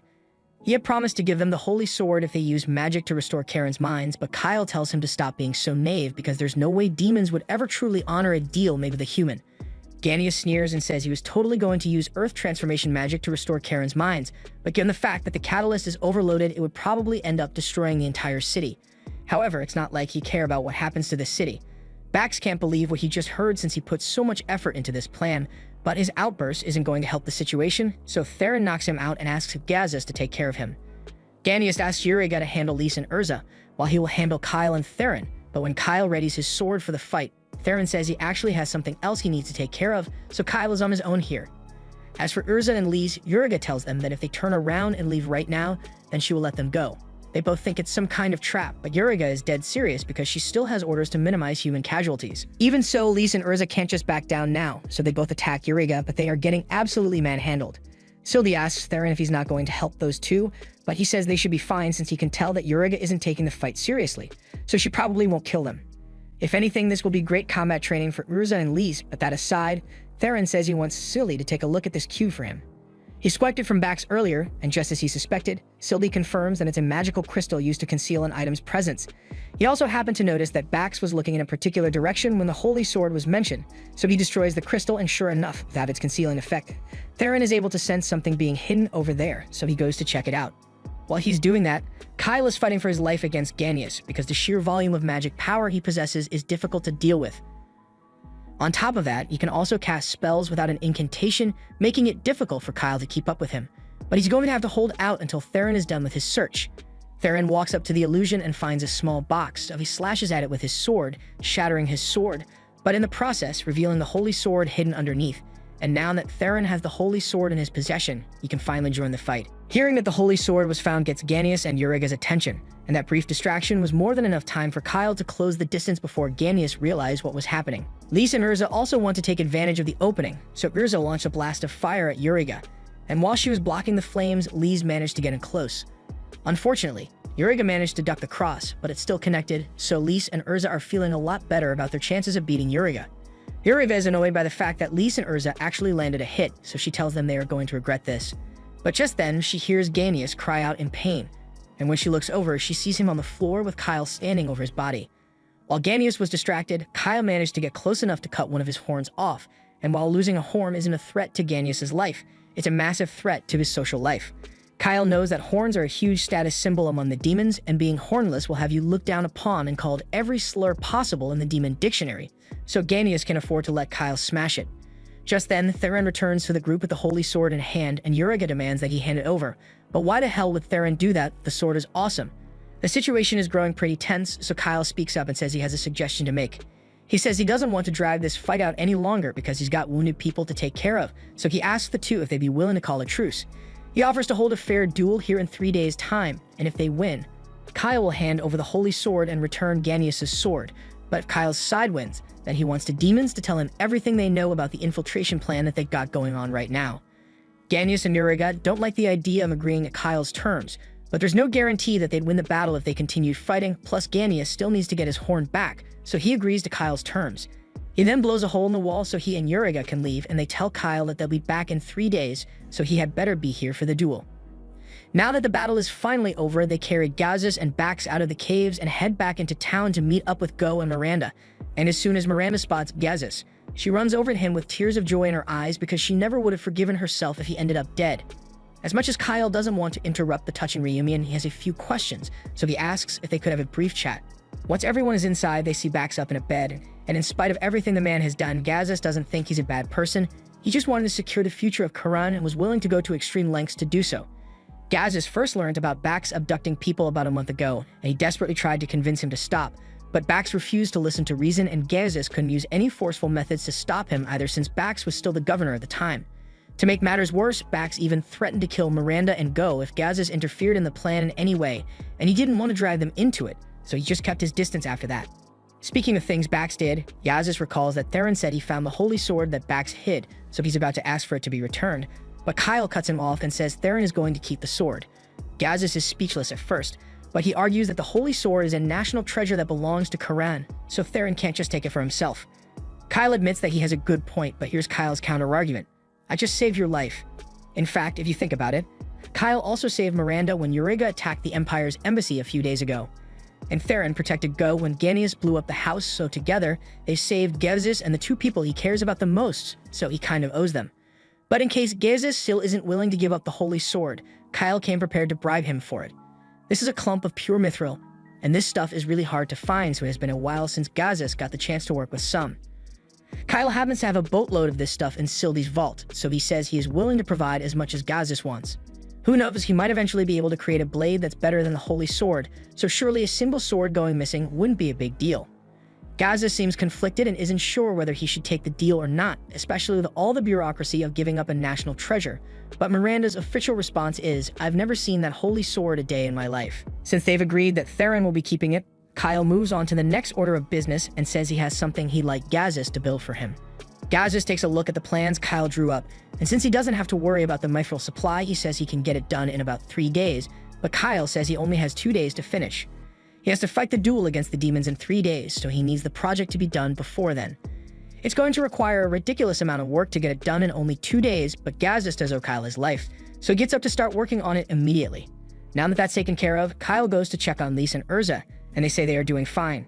They didn't suffer any major injuries, but the fight made them realize that if Yuriga hadn't held back at the start, they would have been dead meat.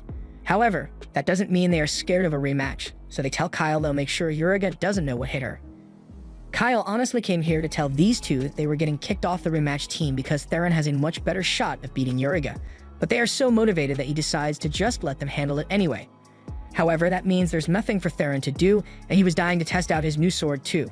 Kyle tells him he might still get a chance to use the sword, because if Urza and Lise look like they are about to lose, he wants Theron to cut Yuriga down while she's not looking. It'd be against the rules of the duel, but Kyle doesn't really care about playing fair as long as they come out on top in the end. While they are on the topic of the duel, Theron asks if it was even worth postponing it for 3 days, since they could have just fought then and there, but Kyle says that would have been too risky. If the demons were about to lose, they might have activated the magic circle and destroyed the entire city as a last-ditch effort. But the 3-day time frame also bought him enough time to get a secret weapon made to ensure their victory in the duel.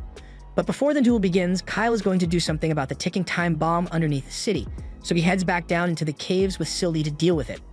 The magic catalyst is on the verge of exploding, so it'd be really dangerous to leave it as it is, but there's an easy fix since Sylvie says she can just release all the energy slowly to avoid an explosion.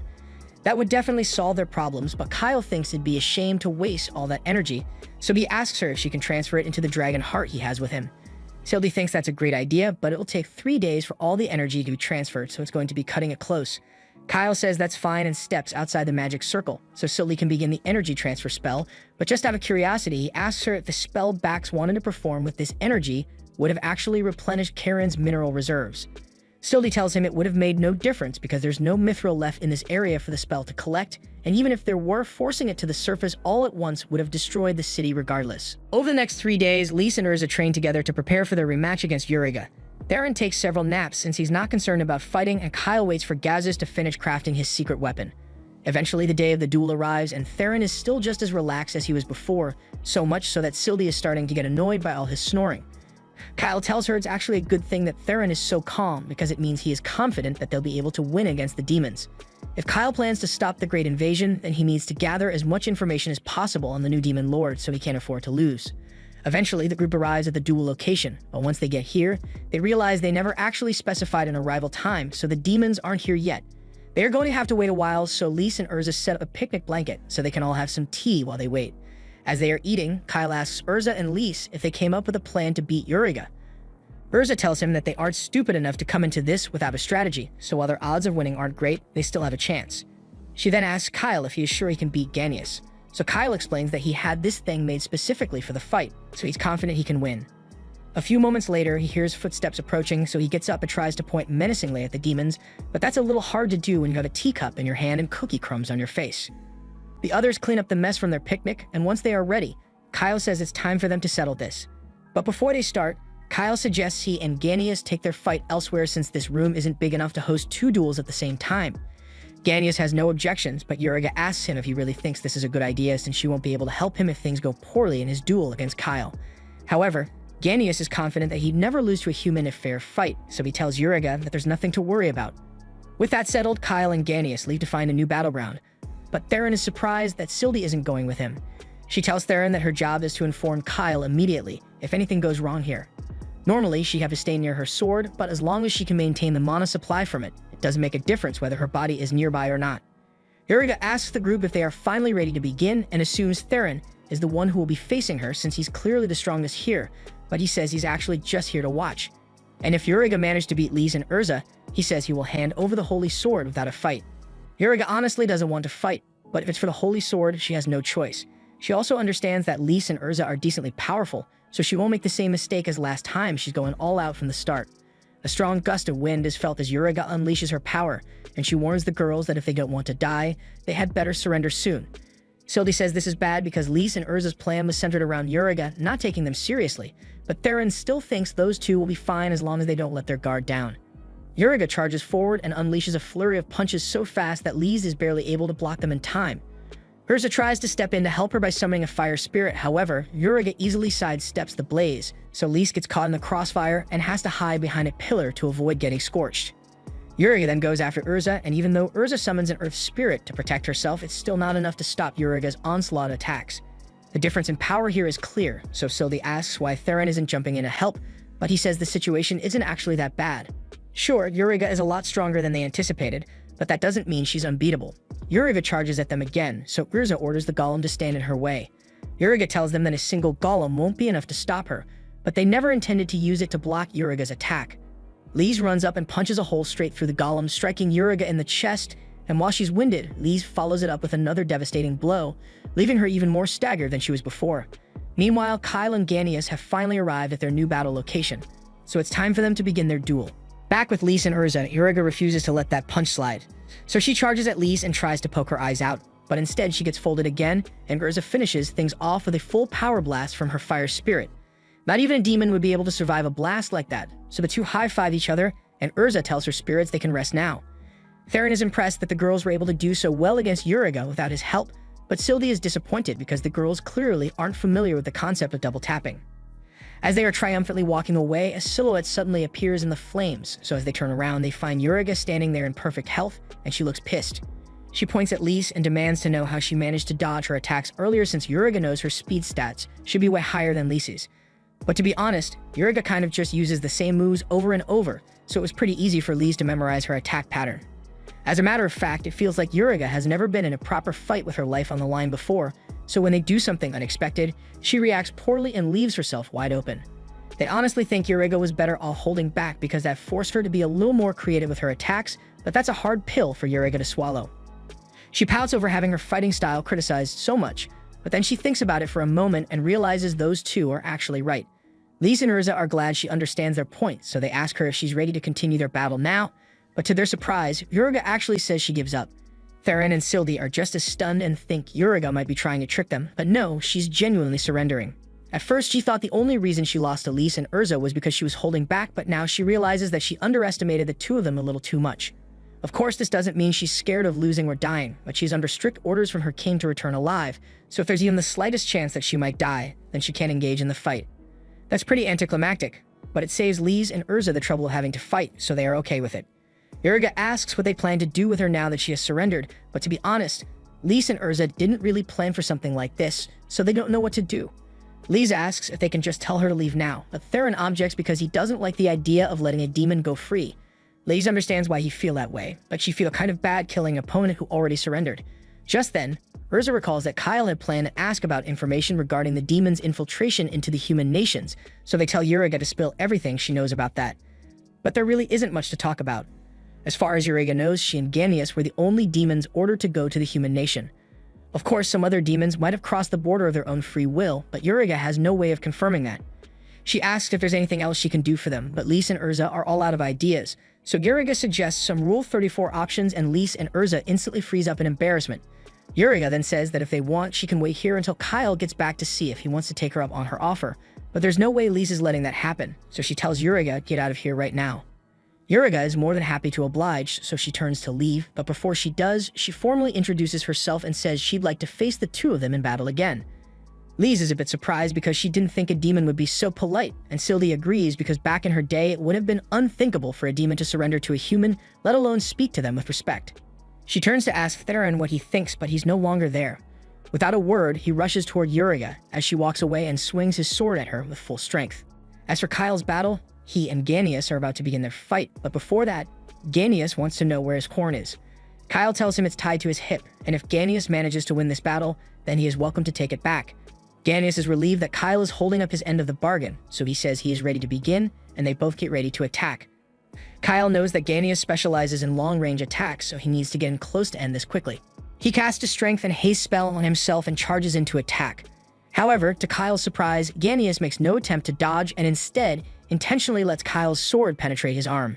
Now that Kyle's sword is stuck in him, Kyle won't be able to defend himself anymore, so Ganius throws his sphere of magic straight at Kyle's chest. Kyle managed to use magic to protect his organs so his injury isn't going to be fatal, but Ganius still broke around 4 of his ribs, so continuing the fight isn't going to be easy for him.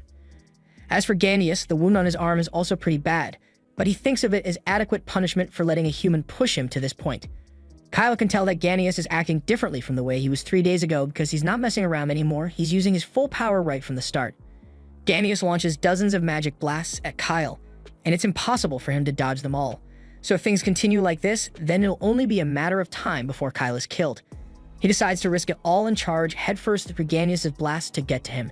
But even when he manages to close the distance, his attack is immediately blocked by Ganius' magic shield, and he is sent flying into some rocks.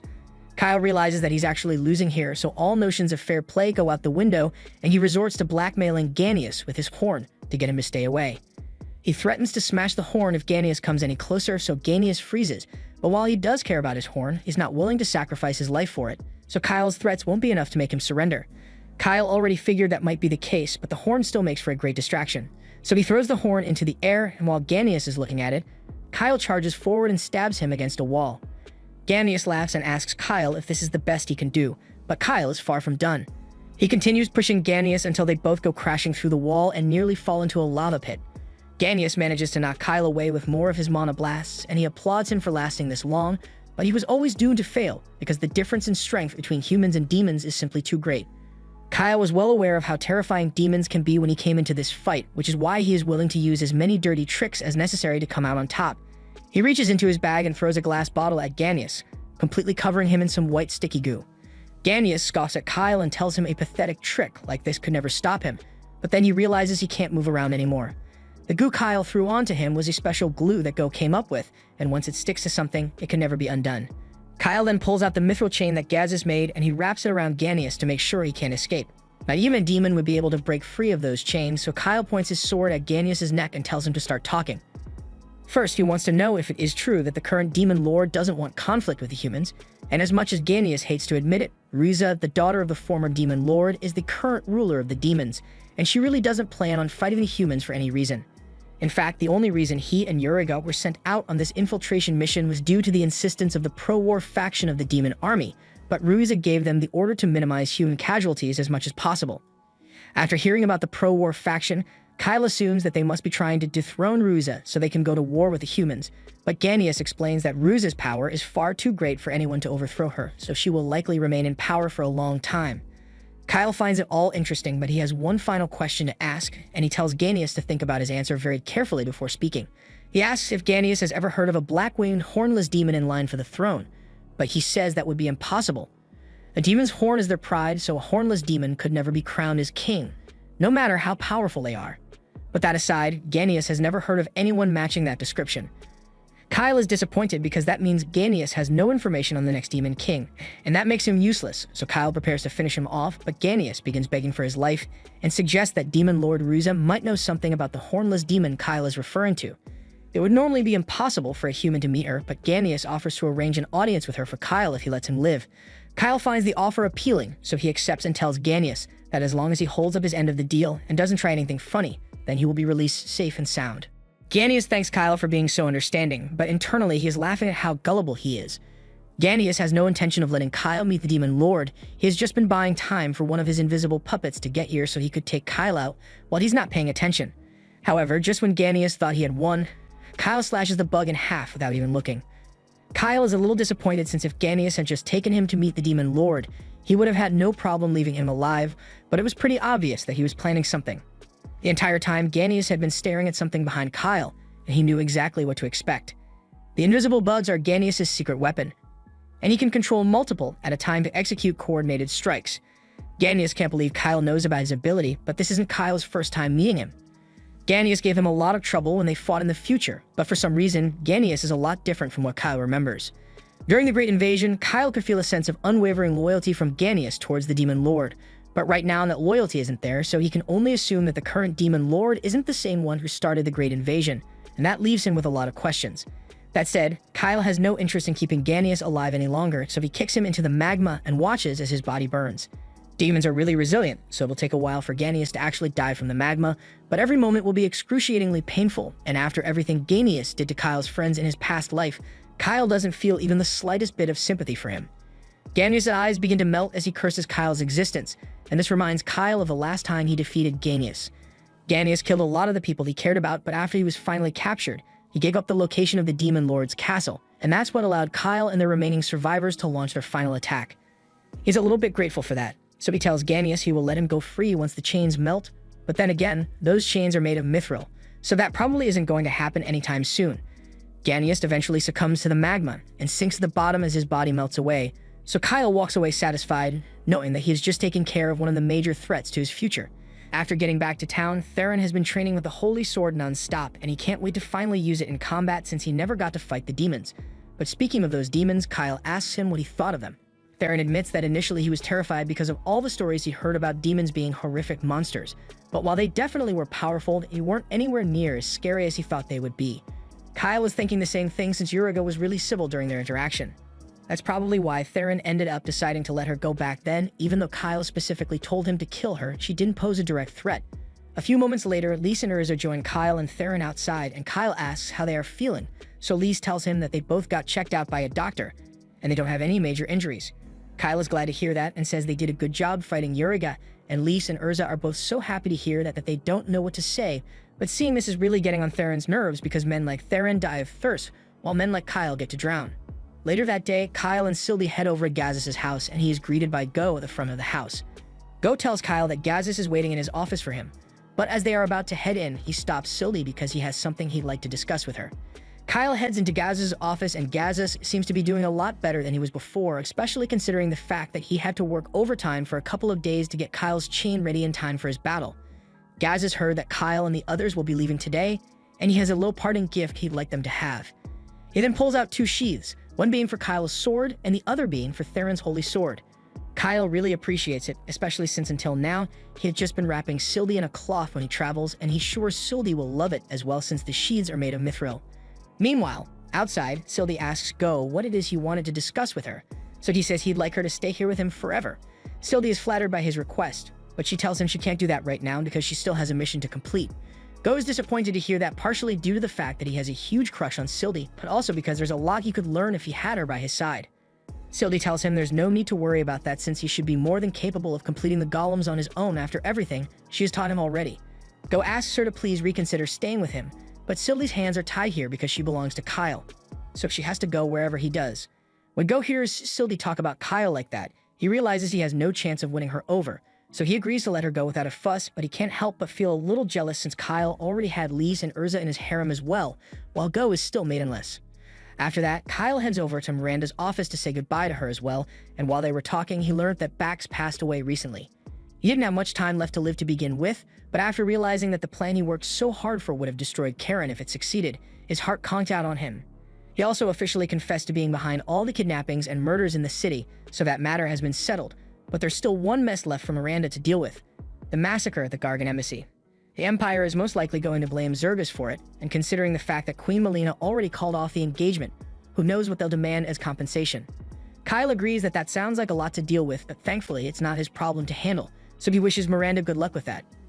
In other news, Miranda tells Kyle that Gazis has officially been selected as the next governor of Karan, and Kyle is surprised to hear that since, from what he has seen, Gazis is going to be cooped up in his workshop for a while, but Miranda was already aware of that. She tells Kyle that she had to do a lot of convincing to get him to accept the position, but he told her he'd only do it as long as he wouldn't have to deal with any of the paperwork that comes with the job, so she's going to have to do it instead. Kyle finds that a little amusing since that sounds exactly like something Gazis would say, but speaking of Miranda and Gazis' relationship, Kyle says he has something he'd like to ask her. Recently, Go had some trouble with a few disgruntled investors, and Kyle believes Miranda was behind it.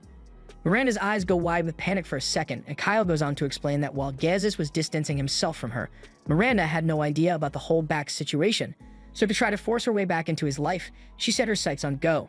She didn't get directly involved, but she knew Go was looking for funding at the time, so she suggested Go's project to a few particularly impatient investors, knowing they would become annoyed by how little Go's project was progressing, and once they inevitably attacked him, she planned to jump in and save the day to force Gazis to pay attention to her. Miranda is clearly a bit rattled by Kyle's flawless deduction, but she asks him if he has concrete proof to back up his claims, and unfortunately, Kyle does not, so it's his worry against hers.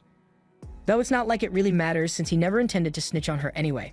Miranda asks Kyle how he came to that conclusion, so he explains that he just knows her well enough to know that she has no problem with doing unethical stuff like that from time to time.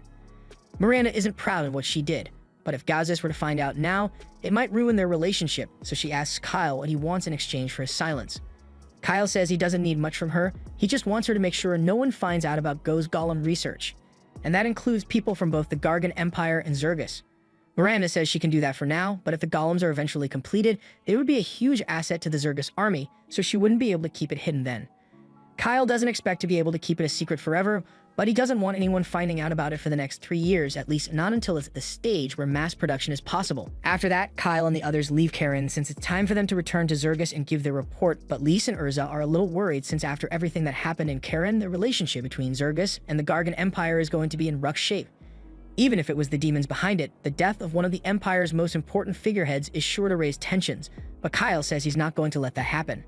The demons are clearly planning something, and if they decide to attack in the near future, then the only way the human nations will be able to stop them is by working together. Meanwhile, over in Zergus, Melina receives a report saying that the Gargan Empire is urgently requesting the presence of all 3 princesses for a peace conference following the events of the Gargan Embassy massacre, and this matter is really serious, so Melina puts August and Kirin in charge of handling it. Meanwhile, back in Kyle's village, his mother is busy hanging up some laundry when she suddenly starts wondering if Kyle is doing alright out there. Just then, Layla comes by and she says she's about to head out on a mission, so she'll greet Kyle for her if she happens to run into him. But before she leaves, she reminds Soraya that she shouldn't stress herself too much because she's got a baby to look after now. Back on Kyle's end, as the group is still heading towards the capital, they are surprised to find a set of carriages waiting for them at the side of the road, with August and Kirin standing there to greet them. Long story short, those two came to ask Kyle and the others for help with the peace conference, so after explaining the situation, everyone climbs into the carriages and they begin traveling. Theron, Lise, and Urza are all seated in one carriage. While Theron is glad they won't have to walk all the way there, carriage rides get pretty boring after a while, so they are passing the time by playing a card game. Too bad Urza sucks at keeping a straight poker face. You'll notice that Kyle isn't sitting with his friends here, and that's because he's in the carriage up ahead with August and Kirin, and it's honestly really nerve-wracking for him. First off, Kirin thanks Kyle for agreeing to speak at the peace conference for them, but he says it's not a big deal for him since he knows the Gargan massacre was the work of the demons, and the man who personally slew one of those demons, he can attest to the fact that Zergus had nothing to do with the attack. Kirin is glad to hear that, but she does remind Kyle that the fate of the relationship between Zergus and Gargan rests on his shoulders, so he had better not mess up. Just then, August speaks up and tells Kyle there really isn't a need to worry so much because worst case scenario, if he says the wrong thing, a war will break out and either Zergus or Gargan would be wiped off the map entirely, but that doesn't make Kyle feel any better. Kirin tells August that this is hardly the time for jokes, but August says he was just trying to lighten the mood. After all, while Kirin must be nervous about having to handle so much responsibility, this isn't August's first potential war, so he's gotten used to it by now. August and Kirin then begin arguing since they have never gotten along with one another, and Kyle is stuck in the middle of it all. So we can only pray that they arrive at the Empire soon so he can get away from these two. After a few days of travel, Kyle and the others eventually arrive in the Gargan Empire, and Kyle is looking forward to it because he might get to meet someone important while he's there. Meanwhile, in the Gargan Castle, the royal family is discussing the massacre at the Gargan Embassy, and even though Zergus told them that it was the work of the demons, they find it hard to believe since demons haven't been seen for over 300 years. Zergus also claims that the one responsible for slaying the demon who caused the massacre is on his way here, but the fact that Alzur, the second strongest court wizard in the world, was killed by the demon means whoever ended up defeating the demon must be the strongest human on the continent. The other two think this is a blatant attempt from Zergus to try and undermine the Empire's authority, but the youngest miser doesn't seem too bothered by it. The others ask him how he can be so calm in a situation like this, but he tells them he thinks they are overreacting since Zergus might actually be telling the truth. After all, he's been hearing rumors that a hero has appeared, so it's possible that this hero is the one who killed the demon. The others ask Miser if he has any proof of this, but he says it's just a hunch. However, Miser's hunches always end up being right, so his word is good enough for them. Later that night, Kyle and the others arrive at the Gargan capital and are invited to a banquet at the castle. As the party progresses, Theron actually manages to find a girl who likes him, and Kyle heads outside to take a little break.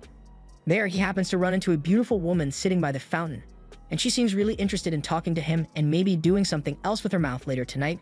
But mid-conversation, Kyle is approached by Prince Miser, so she excuses herself to give them some privacy. Miser says he has something to discuss with Kyle, so he cuts to the chase and asks him if he is willing to come serve under him. Kyle is about to politely refuse, just as he had done when Melina requested the same thing, but before he can finish his sentence, Mazer cuts him off and says that if Kyle isn't willing to serve him, then he might have to take him out right here and now. To put it simply, Kyle is too capable, too smart, and too powerful for Mazer to let him do as he pleases, so if Kyle isn't going to be his ally, he believes he's better off getting rid of him now so they can never become enemies.